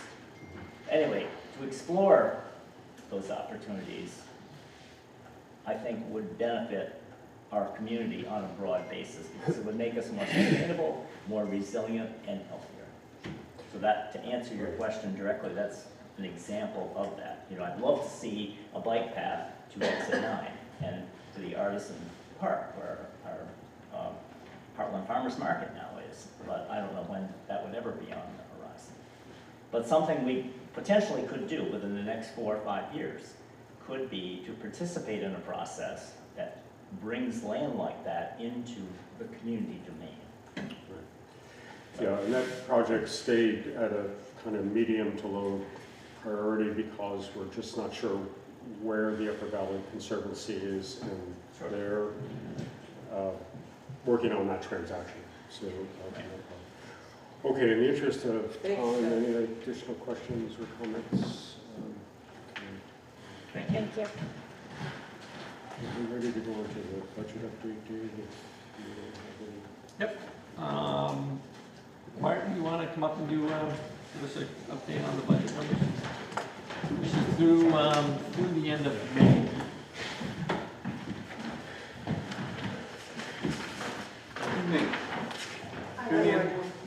the end of May, the 11th month of the fiscal year. We are at 92%. If all is in the perfect world.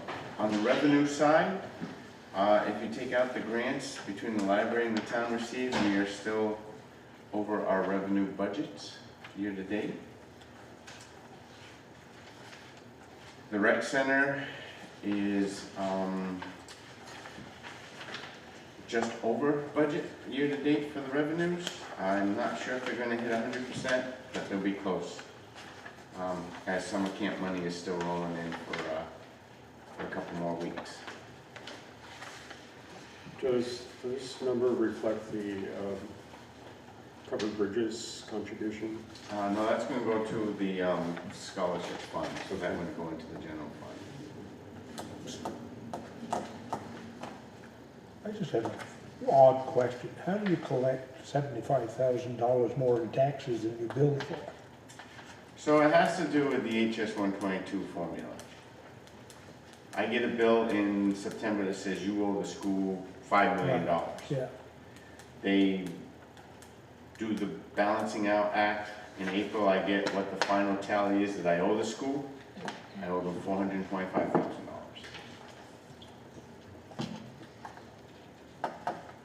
And somehow it has something to do with the HS 122, with people that applied for it, didn't apply for it. I'm not quite sure.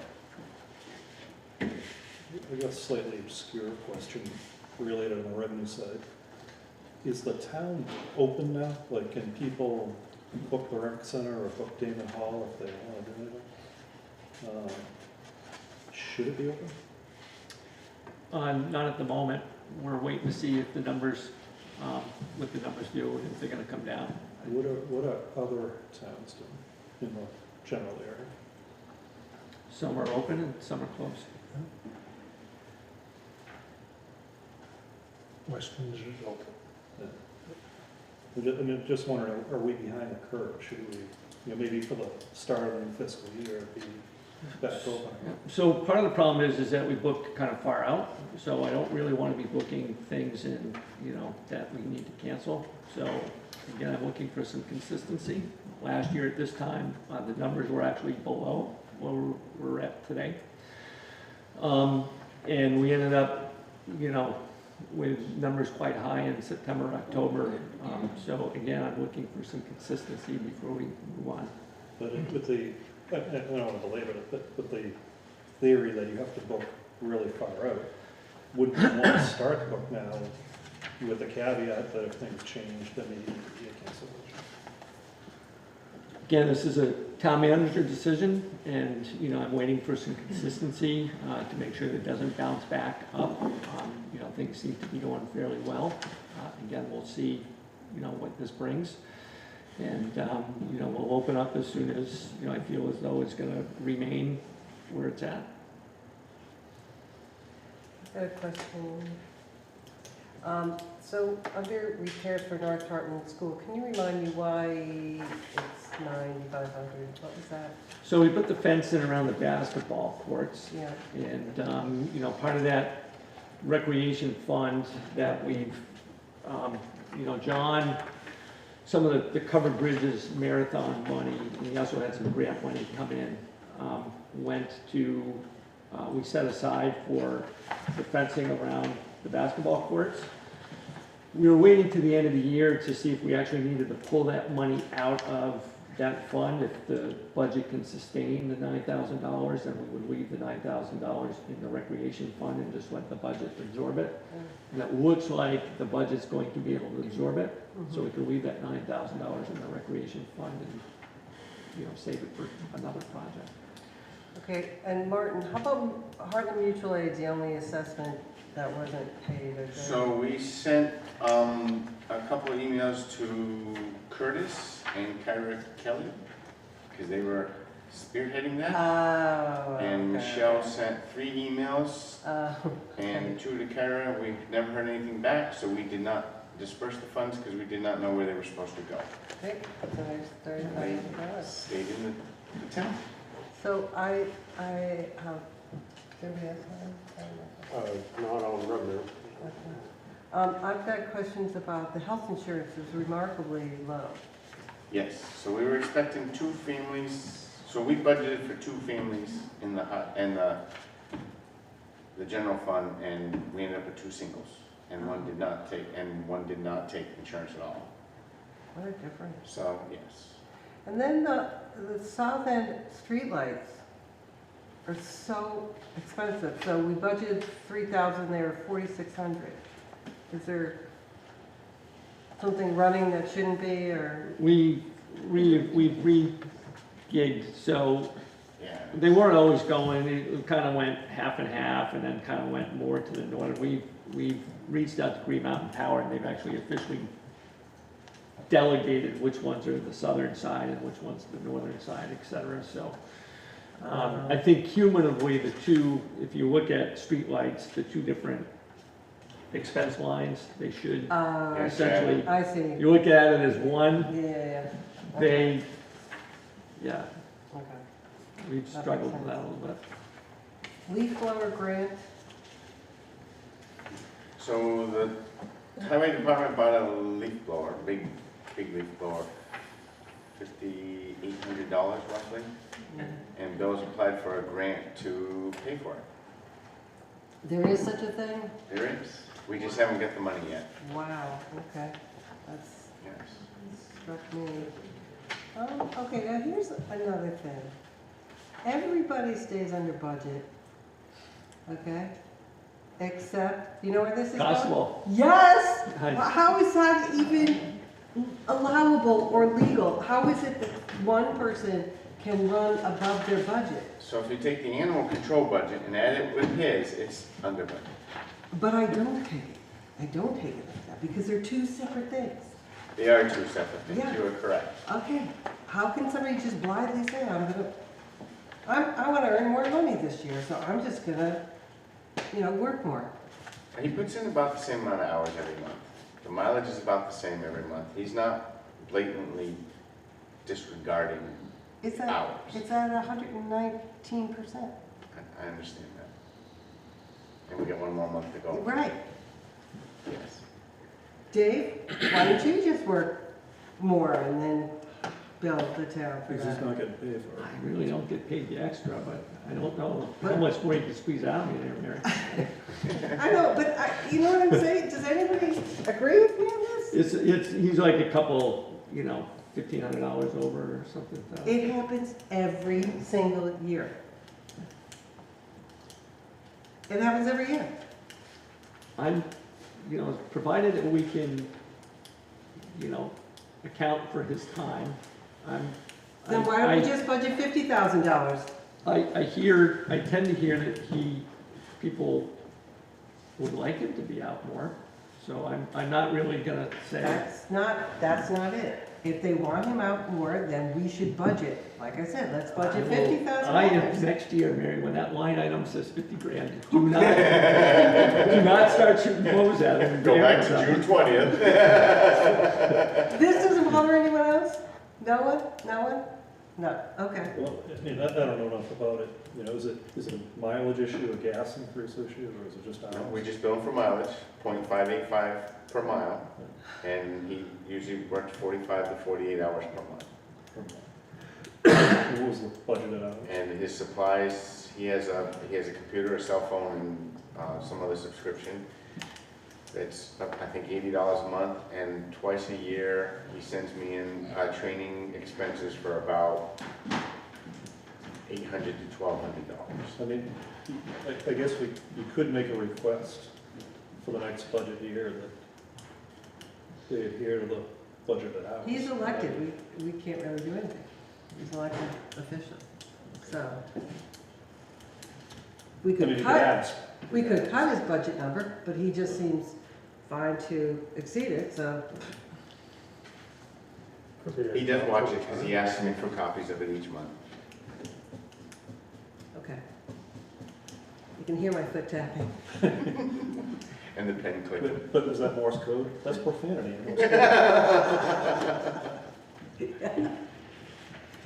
So the budget as a whole is holding water very well. As you can see, it says 95.87%. We put two fund expenses in there that I did a little early. If you pull those out, we're actually at 86%. So the budget as a whole through the end of May is holding its own very well. Yeah. The library, as you can see, is over budget, but they have a lot of grants, so they're actually under budget also. So the general fund budget as a whole is above water. So that's a good thing. And this month I've been watching it closely, and I think year to date we're going to be just about there. So the roadmap has worked very well, even with all the additions we put into it. The highway, you can see year to date is at 66.01%. We can't seem to get the bill from Pike, so if the bill's 250, we get a grant coming in roughly of 112. So if you add 125,000 to their expenses, they're still coming out at about 82% year to date. So the highway department's. So you're waiting for an invoice from Pike for the current work that's already been done? Yes, that's correct. Is there any implication if they don't give it to you by the end of the budget year? I wish. But I mean, If it's dated in June, I will put it into this fiscal year. So the bill should be dated, well, it should be dated for May, because Bill's been after them, because I've been after poor Bill to get a bill, and they just, for some reason. Yeah, I mean, not knowing how this particular budget works, if you don't accrue it into this year, are you now in a deficit position for the next fiscal year? I'm not sure. I haven't run into that yet. So we've actually technically, because they did the work in May or whatever, we've got 60 days is governmental standards board gives us 60 days. So actually, if it comes in before Labor Day, we can actually book it as an expense for this fiscal year. For fiscal year 20? Yep. If it what? Fiscal year 22. Yep. If for whatever reason it doesn't come in before Labor Day, it will need to be expensed to fiscal year 23.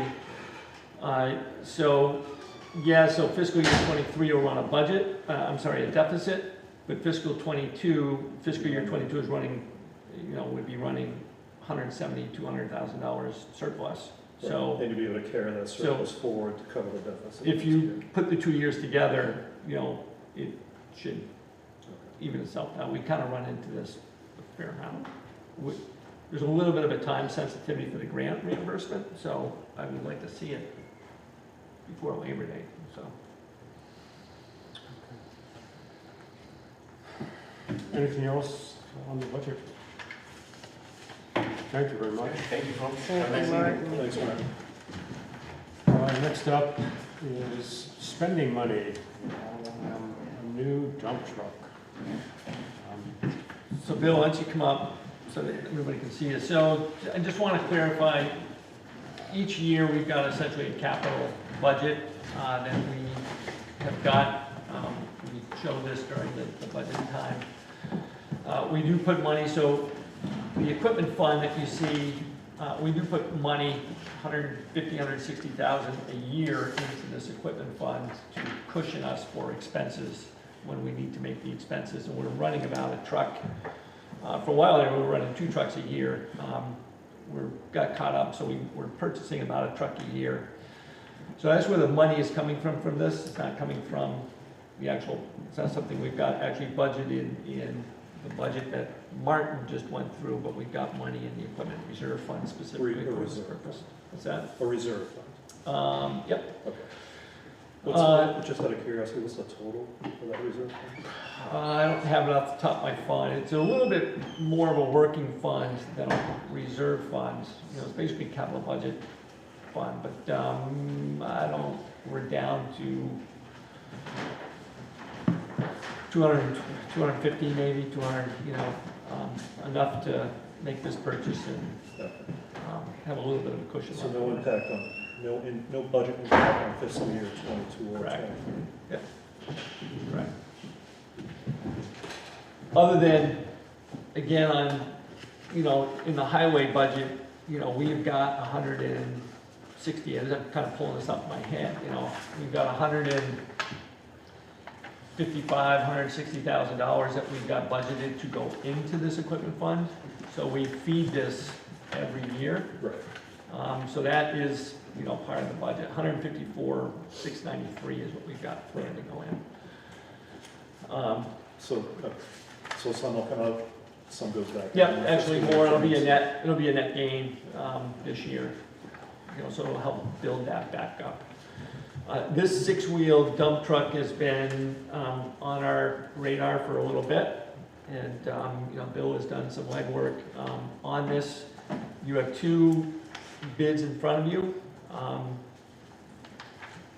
If you, I'll let Bill take it from here. I want to just kind of let them know how we came about this and what our recommendation is. Okay, so yeah, the one from Freightliner is actually already built.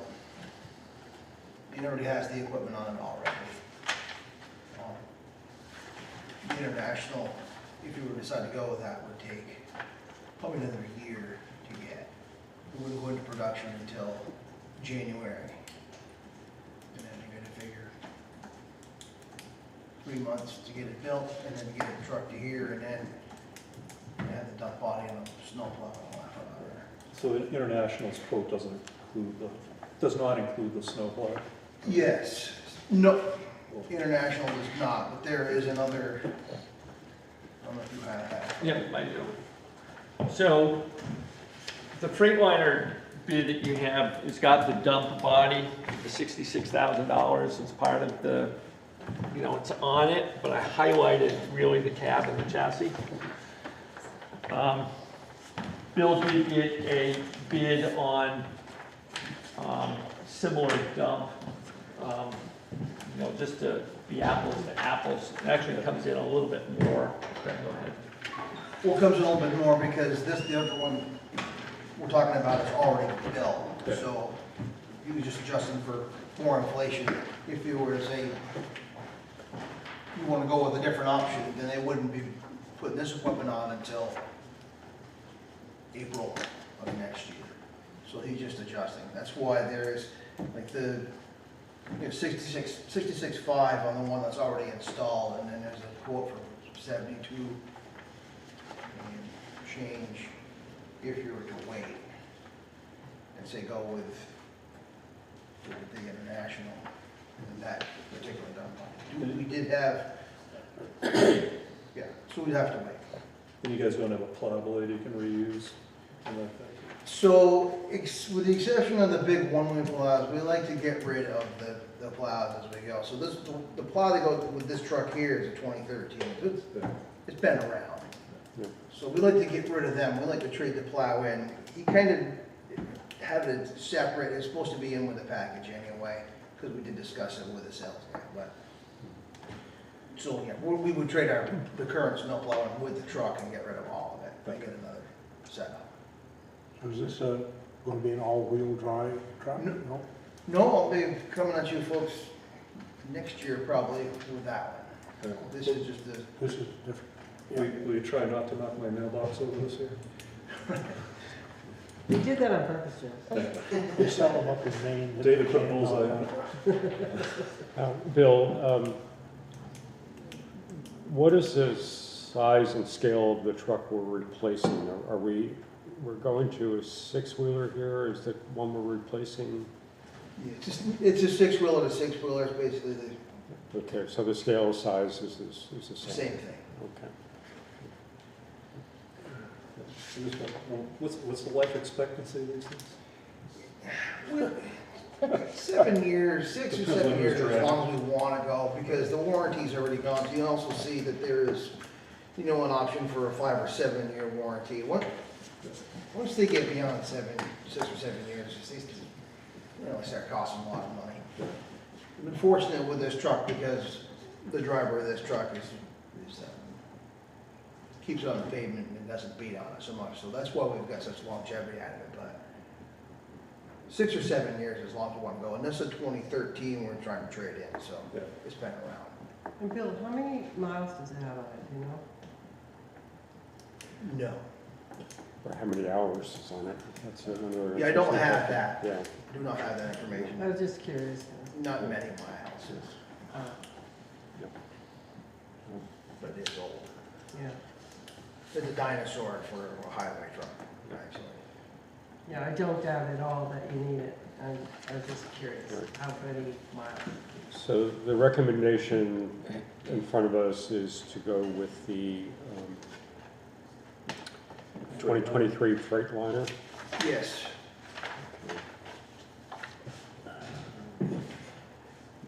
Any thoughts?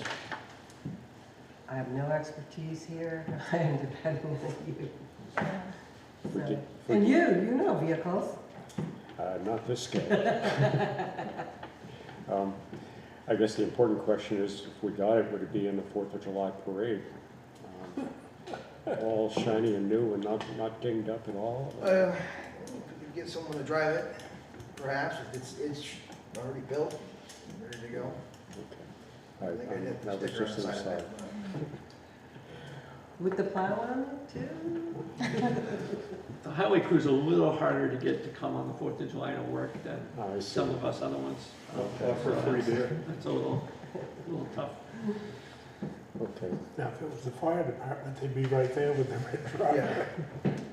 okay, I guess I'm looking for a motion. I'll make a motion that we authorize the town manager to purchase the 2023 Freightliner from ATG of Westminster. A second it. All in favor, say aye. Aye. Aye. Aye. It's unanimous. Thanks, Bill. Thank you. Yeah, thanks for the research, and it's crazy out there that trucks are that far away for, Yeah, there's a lot of story behind it, but yeah, it's not fun. So that's why we started the process with the outlaw drive. So Yeah. that'll take a year and a half anyway. wow, okay, great, I'm glad you heads up on that one. Yeah, thank you, Paul. Thank you. Let's move on to something that is familiar to us, a 17-acre town forest agreement. I'll turn to Dave to explain why it's in front of us again. So what you have is actually an amendment. What I don't think I put in your packet was, kind of keep forgetting that I got 3 new people, but, so last year we signed an actual use agreement with the school. Because the school, we have a 17-acre town forest parcel, which is right next to the school. The school has got lean-tos on it, they do outdoor classrooms there, they use it for various purposes. So we just basically wrote up a use agreement that says, you're responsible for your kids when you bring them out there, and, you need to have proper oversight and things like that. And I've got copies of the original agreement if you would like to see them. Part of that is that they have also got a trail out there as well, and they kind of go up and back on the trail. Part of that agreement basically said that if they wanted to alter the 17-acre parcel in any way, they needed to come back to the select board and get permission to do that. So this has been brewing for a while. This idea of a handicapped accessible trail on this parcel, because you kind of come from the playing fields and it kind of takes fairly steep slope down into valley area, I guess. So because it gets so much use, they wanted to make this handicapped accessible. They also have an idea of putting kind of like a wood planked structure that kind of goes out into the wetland so that you can kind of see the wetland area as well. Jennifer Waite from the Conservation Commission kind of acting on behalf of the school. So this is actually a school project at this point. However, again, they need our permission. So Jennifer Waite acting on behalf of the school, and the school is requesting permission to use the 17-acre area and to essentially establish this handicapped accessible trail. And this amendment basically outlines, yes, you can, but you need to build it per the grant, arrangements. you know, it does not supersede the original. The original and this amendment essentially now become two documents. So these get filed as one. You know, they've been talking about this. Jennifer Waite has been working pretty hard to make it come to fruition. She has gotten the grant money, minus like $25,000, which you may have seen on your ARPA projects.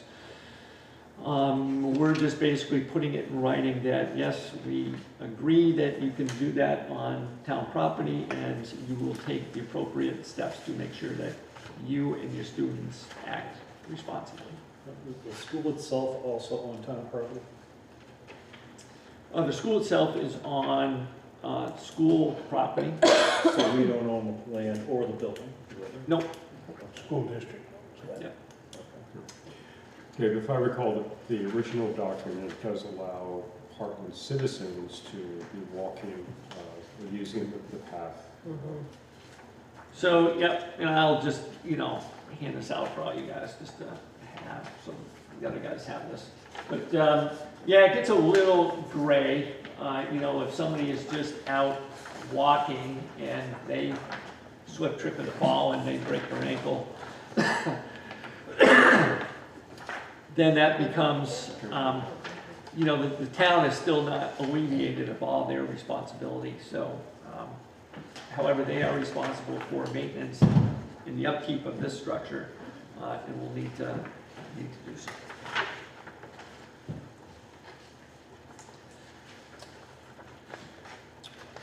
But they carry liability insurance and we carry liability insurance as well.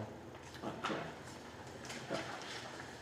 And I think they need to share their liability insurance with us as part of the agreement.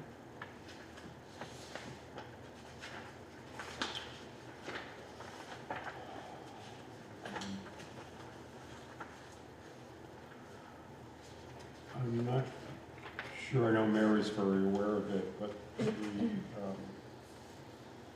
this, Amanda, your kids probably took part in it, but the program that the school's has implemented that uses this land has actually gotten some really positive recognition, both from internally the teachers and the students, but also externally with people looking at it. I think there was actually a video produced. My daughter was in it. Oh, very good. So it is an interesting asset to the school, and I think this project, as Dave hinted, there were many iterations, including almost can we do it ourselves with volunteer efforts to make this trail. We saw the plans from Timber and Stone, and it looks quite safe and quite attractive. So Dave, you need a motion to adopt the amendment? Yes.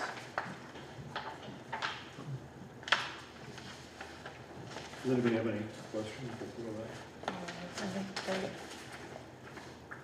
Then I'll make a motion to adopt the First Amendment to the town property use agreement for the 17-acre wood at Hartland Elementary School. I'll second. All in favor of this motion, say aye. Aye.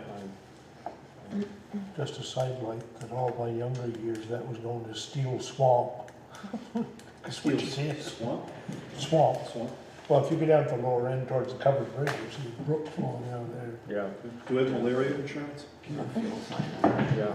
Well, you know, it's just I'm not gonna make any jokes. Bill, you need to sign this. Okay, I'll Just keep to- quiet. Martin said he can do his thing after the fact. Okay, so we just finished the new old business, the typo there, and we're on to the manager's update.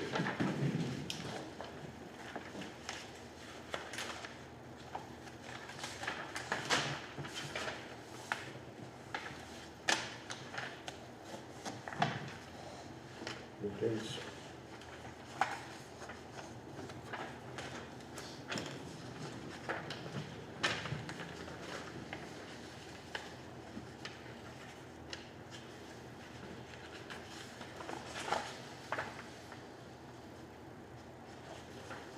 are the ones that did the Eshkabad? I don't think so. Because that's really well done. you know. It'd be really nice if they Yeah, were doing that. and if you think about the age of that, that's going to hold it really well. Yeah, I have not gotten over to see any of the ladies. it's never been this good, I don't think. That's what I heard. Oh, my It's God, like the best one ever. Wait, Ever. how long do I have to get there? tonight, you better get there.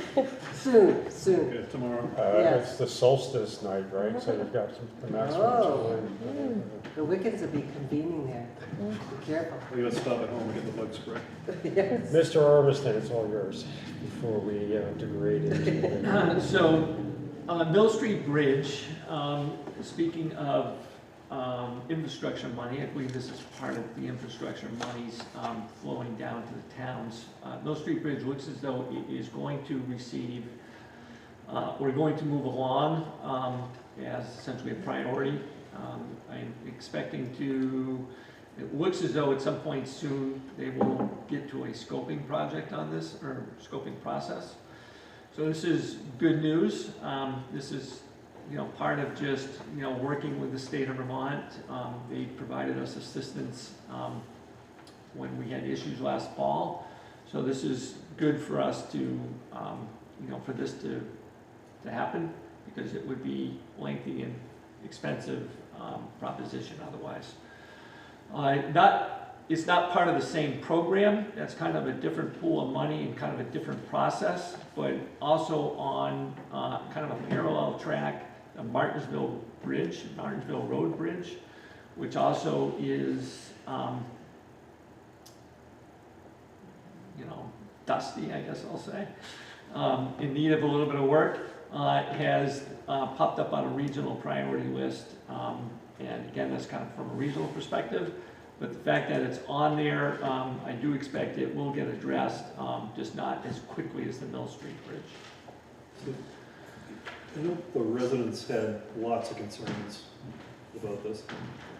Would it be okay to do, let me have David do just a brief update letter to the residents so they know that this is still actively being worked? I had the same thing on my mind, Jim, is that, do we wait a little bit until we actually have something, concrete? Easy come, easy go. Yeah, we're gonna do all this great work at Mill Street and then. Well, I wouldn't guarantee it. I would just say that, we're pursuing X, Y, and Z, and we should know more in the fall. Yeah. Because, some communication is better than no communication. I guess I like to, what's the word? Kind of like to come through. I like to know that, this is actually gonna, before I start to speak, that, this is actually going to come to fruition. Again, this is very preliminary, but it's good news, and I think that we should feel good about it. When I actually get a date, and then again, scoping is not construction. It's gonna happen. So, once I get, a contract and an agreement, and this is moving forward and all that good The stuff. challenge I see though is the perception, whether it's right or wrong, right? The perception is that they come in here, they express their concerns, and then nothing gets done. So it's an opportunity to correct perception, not to make a guarantee, but just to say, we hear you, we're working on this. We hope to have more news. And to identify the players, because it's really not our. It's not our for us project. to. This is, I think what Jim's saying is really important. Yeah. it is, but I don't think you should overpromise. Make no promise. But Just I give an get update. it, but You're giving us, when we know, and when we know for sure, then I think it's a logical step to, put it out there. This is very preliminary, and I think that we should wait until we get some good news. when would that be, roughly?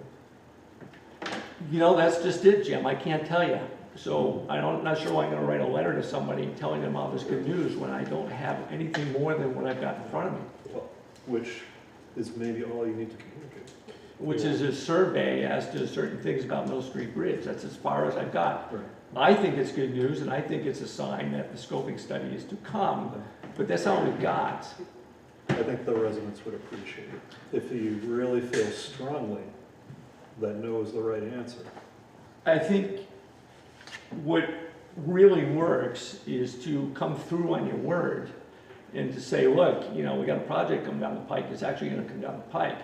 Again, over-promising and, you know, not coming through, I just don't think is a good way. You know, I think that, We can let it rest because Yeah. certainly arguing back and forth isn't gonna solve the problem. I well, don't think we're asking you to make any promises. I think that it would be best that when we know something concrete, then we can pass that on. I don't think passing something that we don't fully know yet is wise. Why don't we somehow earmark this for 2 months? You know, That's it. whatever that a period of time would be to see,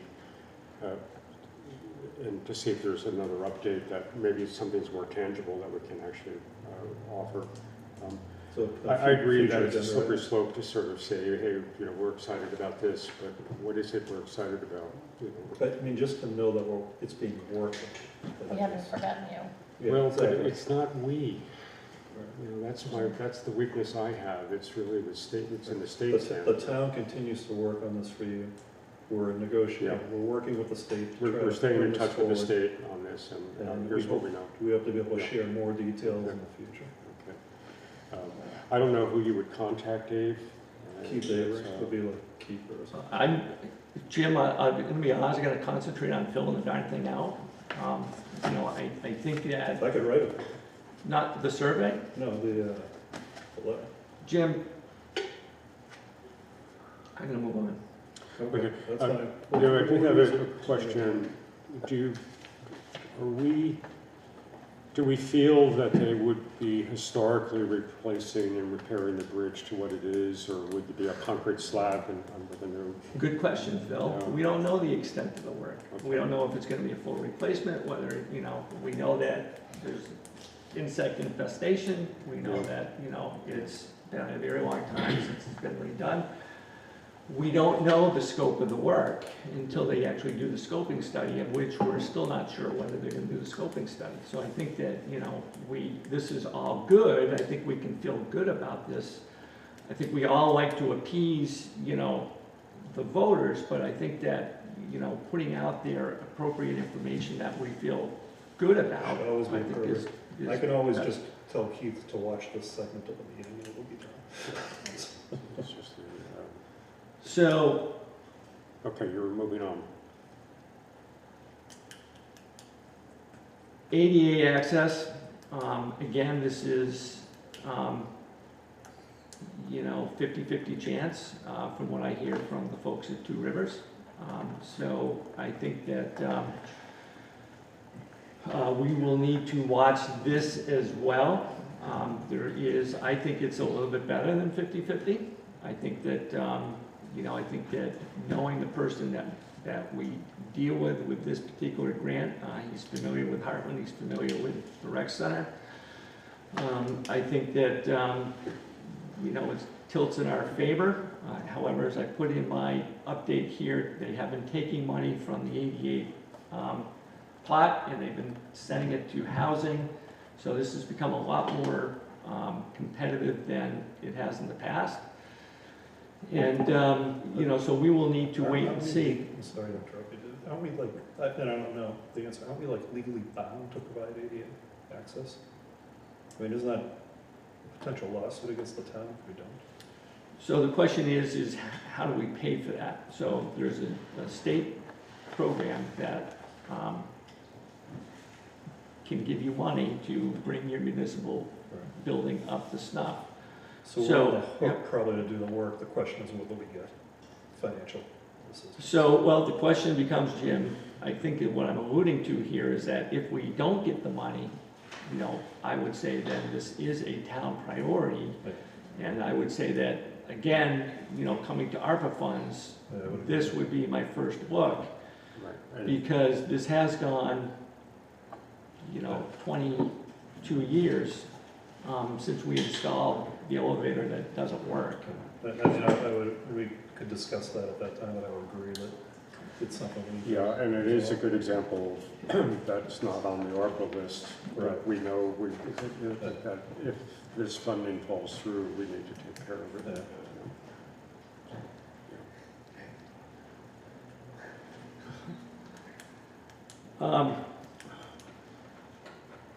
Old Home Day is coming up. July 4th is a Monday. It will start at 10 a.m. Fireworks at dusk. I believe Clyde is going to honor us with his MC. I'm refusing to march with the select board. Oh, my goodness gracious, I was worried about that. And why is that, Clyde? Because I'm announcing the parade.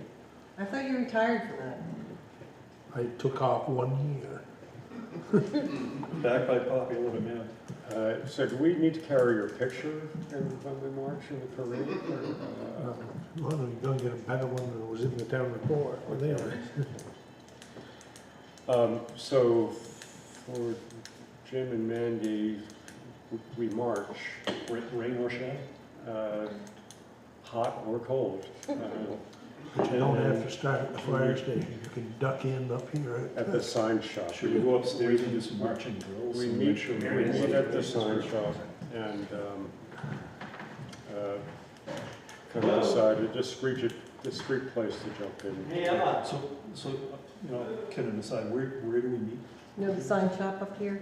The sign shop, Yeah. Bischoff Lane? right. Yeah, because it's shady there. So where does the march It go? ends right Just here. right here. Well, let's I'm pointing to the front of Damon Hall. We look- honestly, I was a little concerned because I hurt my knee, but I think I can do that. Come on. No, seriously, like Serious? 6 weeks ago, I could not. Oh, okay. I know where you can rent an electric scooter. I want to be on the dump truck. The real question is, who has the sign? No idea. So it's either Gordon or Martha. Yeah. Gordon was here. Just identifies a little sign that says, Please don't shoot. keep your tomatoes for the. Because most people have no idea who we are. They're like, who are these fools watching out here? Throw eggs, not They tomatoes. got lost. Can you maybe, Track that down? yeah. Okay. I'll send them an email right now. How about that? So, sign shop, what time? Before 10. Before 10. Yeah. The parade starts theoretically at 10 at the Fire station. fire station. It ends at the library? Or It ends at Damon Hall. Actually, they swing around. piece of cake? But you have to find a place to park, to walk to the Right. site, so keep that in mind. So let's bring the tent and the sleeping bag and stay here. And do you still have a surplus of pens or something? I only have 3 left. Okay. I don't know if I have time to order more. Because we don't throw things out, we don't throw candy, so I was thinking of taking that. Okay. Okay, Oh. Dave had a phone call, Yep. and Dave's back.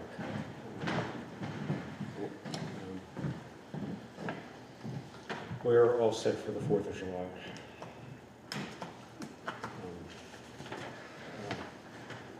We're discreetly hiding our coolers and, anyway. You guys are all gonna ride on a horse and canter in It's a and great idea. do a little circle around Clyde, you know, You kind could of. ride, I I could can do ride. it. Yeah, I can't You do ride? the canter thing, but I can stay on the horse. We're taking the next step with Sean. We've sent out a couple violation notices regarding the junk ordinance. These are not new properties to us. One is on Route 5, one is on North Hartland. And we will, continue to work through that process. Hopefully they're more compliant than not, but then we'll see. Yeah. Flooring at the activity center, they started laying it today, so that should take a couple of days, and they should be done. So hopefully that comes out. We're kind of looking forward to that. Last thing, actually not the last thing, I'll do one more before I get to the last thing. Inflation, I don't have that on here, is certainly kind of picking up every day. You know, not just the paving, but Casella has hit us with like a $50 surcharge once a month. For what? Oh, fuel? For fuel. The chloride product that we use to keep the dust down on the roads is increased. It's like a $500 bump each delivery. So I just want to put it out there that as we go into fiscal year '23, again, we had some luck, as Martin said, with, you know, the health insurance and the liability insurance, the way that shook out. I'm seeing a much tighter budget in fiscal year '23, so I just want to throw that out there. Select board emails, I believe you all have your own town email at this point. Hopefully they are working I correctly. got mine activated. You got yours activated? I couldn't do it from down south, but I did it when I got home. Okay. And you have a little trouble with your password there or something? Huh? Did you have to get a new password or? Yeah. Okay. Basically, yeah. So working with the town attorney, select board members can have individual email conversations. You know, again, we kind of ran into this recently, but group emails should not be. But individual emails are. So, you know, since I've been here and much longer before, emails have not been on the town website. You know, we've kind of carried that through. But provided that no one has an issue with it, kind of a, you know, the board feels justified having them, then we can put them up. If not, again, I'll put it on the July 6th, 5th July agenda. But otherwise, I'll put them up tomorrow. Just remember that. What do other towns generally do? What's that? What do other towns generally do? I see them up on some towns and not on others. You know what, I missed what you're talking about. So publishing our new email, oh, Sorry. I was reading a letter from somebody that I didn't see, the packet, and Yeah. so totally tuned you out there. So it goes, you know, there is, you know, so, you know, the idea that individual communications can happen, you know, makes you accessible, but again, you know, there needs to be kind of an understanding that, you know, group emails should not occur. If it's an operational issue, you know, you should direct them to the town manager. If they want to be on the agenda, you should direct them to the town manager. You know, so it gets Right. a little confusing. So just throw another random idea. Should there be a general select board mailbox that we have access to and we can look at if we want to? I mean, if it's there, it should be looked at. So there should be a responsible person to look at it. Or that anybody can visit. Yep. So I would stick with your individual accounts. Therefore, it's an individual responding. It's your individual opinion. It is you as an individual, not anything as a group, as a select board, as a group. You know, again, anything that you respond, you know, there can be no action unless you're at a select board meeting. You know, it should be opinions of yourself. You know, again, that's why it gets a little, you know, confusing, but I think the consensus is that it's probably happening already. So, you know, puts the, you know, I wouldn't recommend it, again, if it was your personal email address, but since you all now have town email addresses, you know, I think that the, you know, consensus is, you know, as long as you guys know kind of, you know, the ins and the outs, public records and the open meeting laws, then, you know, individual, you know, public knowing your individual account is okay. I mean, what do people think? Personally, I don't want to read more email, but I'm not opposed to it. well, I feel comfortable putting it up there. My hope would be up there, and once in a blue moon, I'll get an email from someone that's got something to talk about, but I don't expect much traffic I am reluctant to have a generic select board account because unless we could then forward, I don't know Outlook, but I'm assuming we could forward the email to my private one. Yeah. But let's just keep it simple to start with and have heartlandbt.org. Yeah, and therefore they're communicating with you as an individual. You know, there's not Right. an assumption that they're communicating with, you know, the group, which again, would run afoul of certain things. Right, and we naturally can't make any commitments. We can, you know, say that we'll refer something for the town manager, refer for a future agenda. Yeah. Andy, you're okay with that? Yeah, I have no problem with it. In fact, I think it's great because then it keeps it separate from my personal. So if there's ever any questions, it's completely separate. So I think it's wonderful. Yeah. Go for it. What were you talking about? I thought he was talking about taking his email address off the list. So I think there's one You've other been thinking that like up all week or what? Just like that. Yeah, it just comes like that, like lightning. So I think we skipped over the tax delinquencies, and we'd like to Oh, yeah. just hear That about was that for a good. minute. That was good news. Can I run through that? No. Yes. I have to go. I propose a brief break. I watched the recording anyway, so.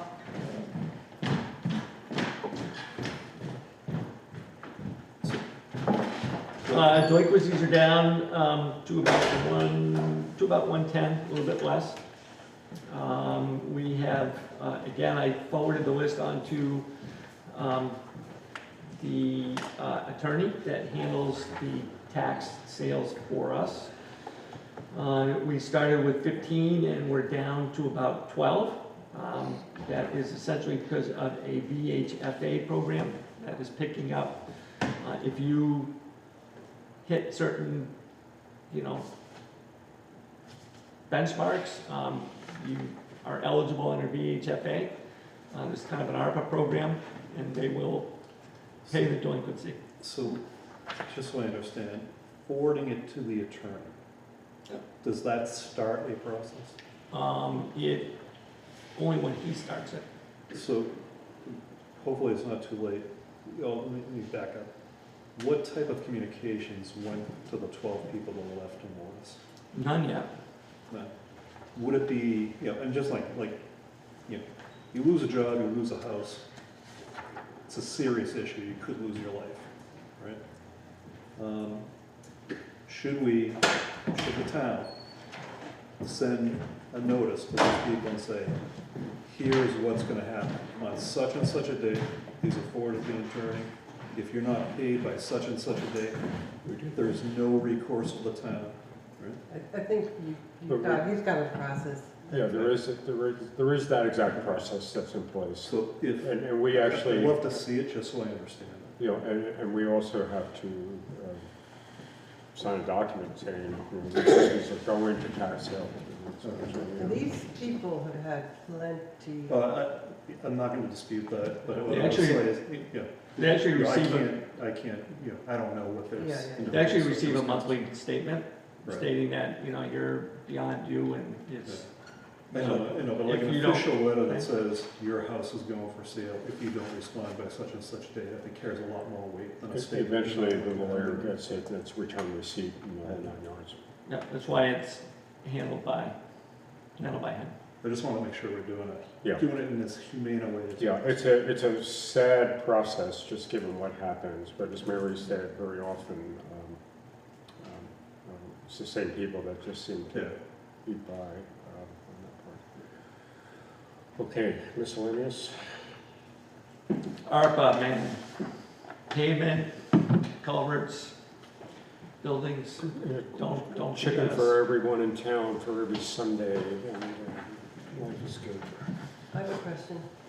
Yes. The speed cart, I was so impressed. You know, I was gonna come here and I was actually gonna start with that darn thing and say, look, you know, I got you a speed card. Yeah. It's not really what happened. The state police, Just, it's the state police's, they just, Oh, tell me this, there's one up on, It's right here. By the fire Right in station. front of us. I don't go that way. Oh, Um, too bad for you. so they don't just plop it down at our request. There was kind of a request that they look at the speed along that segment, and I think he stuck it out there to determine as to whether there's any So is there any truth to that. prize to see if you can get it up to like triple digits? Yes, there is. It's there? called the speeding ticket. It's a The good higher jail you ticket. go, Yeah, the more money. the higher you go, the more you're gonna pay. and- How's that? You get it up to triple You digits. did notice the cameras that were in there, right? I did not. Anyway, I was very, very happy to see that.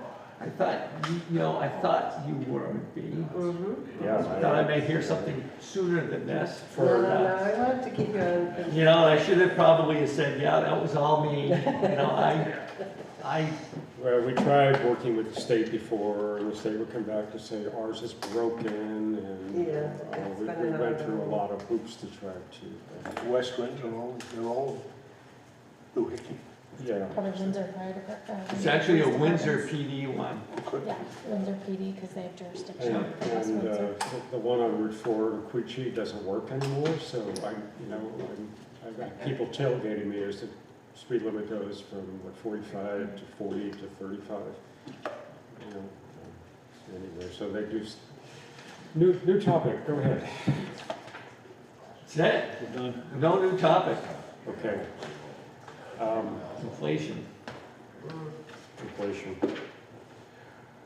Okay, correspondence. Ah, Oh, yes. I have to drop a note back to Miss Patricia Richardson, who dropped an email asking for correspondence to be delivered, and remind her of the channel, proper channel. My picture didn't fit, so there is Chris Burns, who's that? and here is Gordon's. Let's see.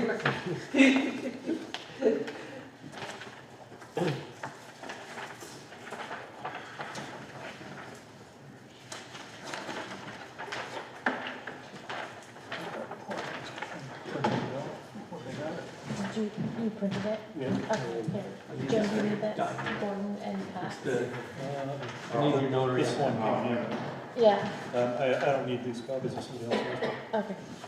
It doesn't matter. No, I don't have it. Well, I would have to say, I agree with Chris on the need for a new survey. I would like to see what people think. I agree with the need for a new survey, independent of what we do with the current town plan. Okay. I don't want to leave the impression that we are going to wait for the results of the town survey. I'm also very concerned with the survey, and many of you are professionals and understand that if we don't, as a select board, we'll say, Jim, you write question 1, Clyde, you 2, Mandy 3, and 4, and 5. There has to be some thought. And there are professional services that are out there that can help. I don't know. They used a professional service the last time. They did. They used, I think it's a Castleton Castleton University. University. Yeah. Castleton. Yeah, Okay. so they did do that. Oh, yeah, sure, they do great. Right, so, I mean, and I would suggest that that's the right path this time. But I think we would have to fund that initiative, right? Because they don't have money in their budget to necessarily do that. Well, let's, Yeah, topic for another day. But yeah. and I think they're already discussing, at least with the last planning commission, sure, they had already started down that path that we should really do it. Oh, to do a survey? Yeah, Okay. so, Could it be accurate? They're always doing surveys, just don't get a political poster to do it. Yeah, when we adjourn, I'll tell you about a new little box I installed on my phone. Okay, please, for information, that they're both related to the town plan, take a look. I think to some degree, Pat wasn't here when I talked about that Peter Gregory is a paid professional. Some of the money comes from Hartland for his work. Dave and Sean are paid professionals, and we rely on them to oversee the process and making sure that we abide by the law and the state statutes. So I take exception to Pat's saying in the 53 years of the combined service, they haven't had any help. Well, I think we're utilizing the help in the best way we can right now. And I'm happy for that. All right, one note I did want to mention, Jim, when you were talking about the hearing warning and all that, 23 days versus 28, whatever. The town has been sued very easily for ridiculous reasons, and I could easily see somebody challenging the service. Well, I said I'll forward actually, we make copies if you want. But I think I have 2 emails here from VLCT. You're welcome to read it. Their advice is, it can be a challenge. It's unclear how it would go. There are some statutes that would help you in there, but really, it's unclear the best path is to do it procedurally correct. Because the judge would probably throw it out, side with us, but maybe not. Yeah, I mean, Yeah. Okay, any other correspondence or comments from our board? Okay, I would entertain a motion to adjourn. I'm not really tired. I mean, I could keep going for a while. Okay, I'll make that motion. At 8:06. She heard that. Whoa,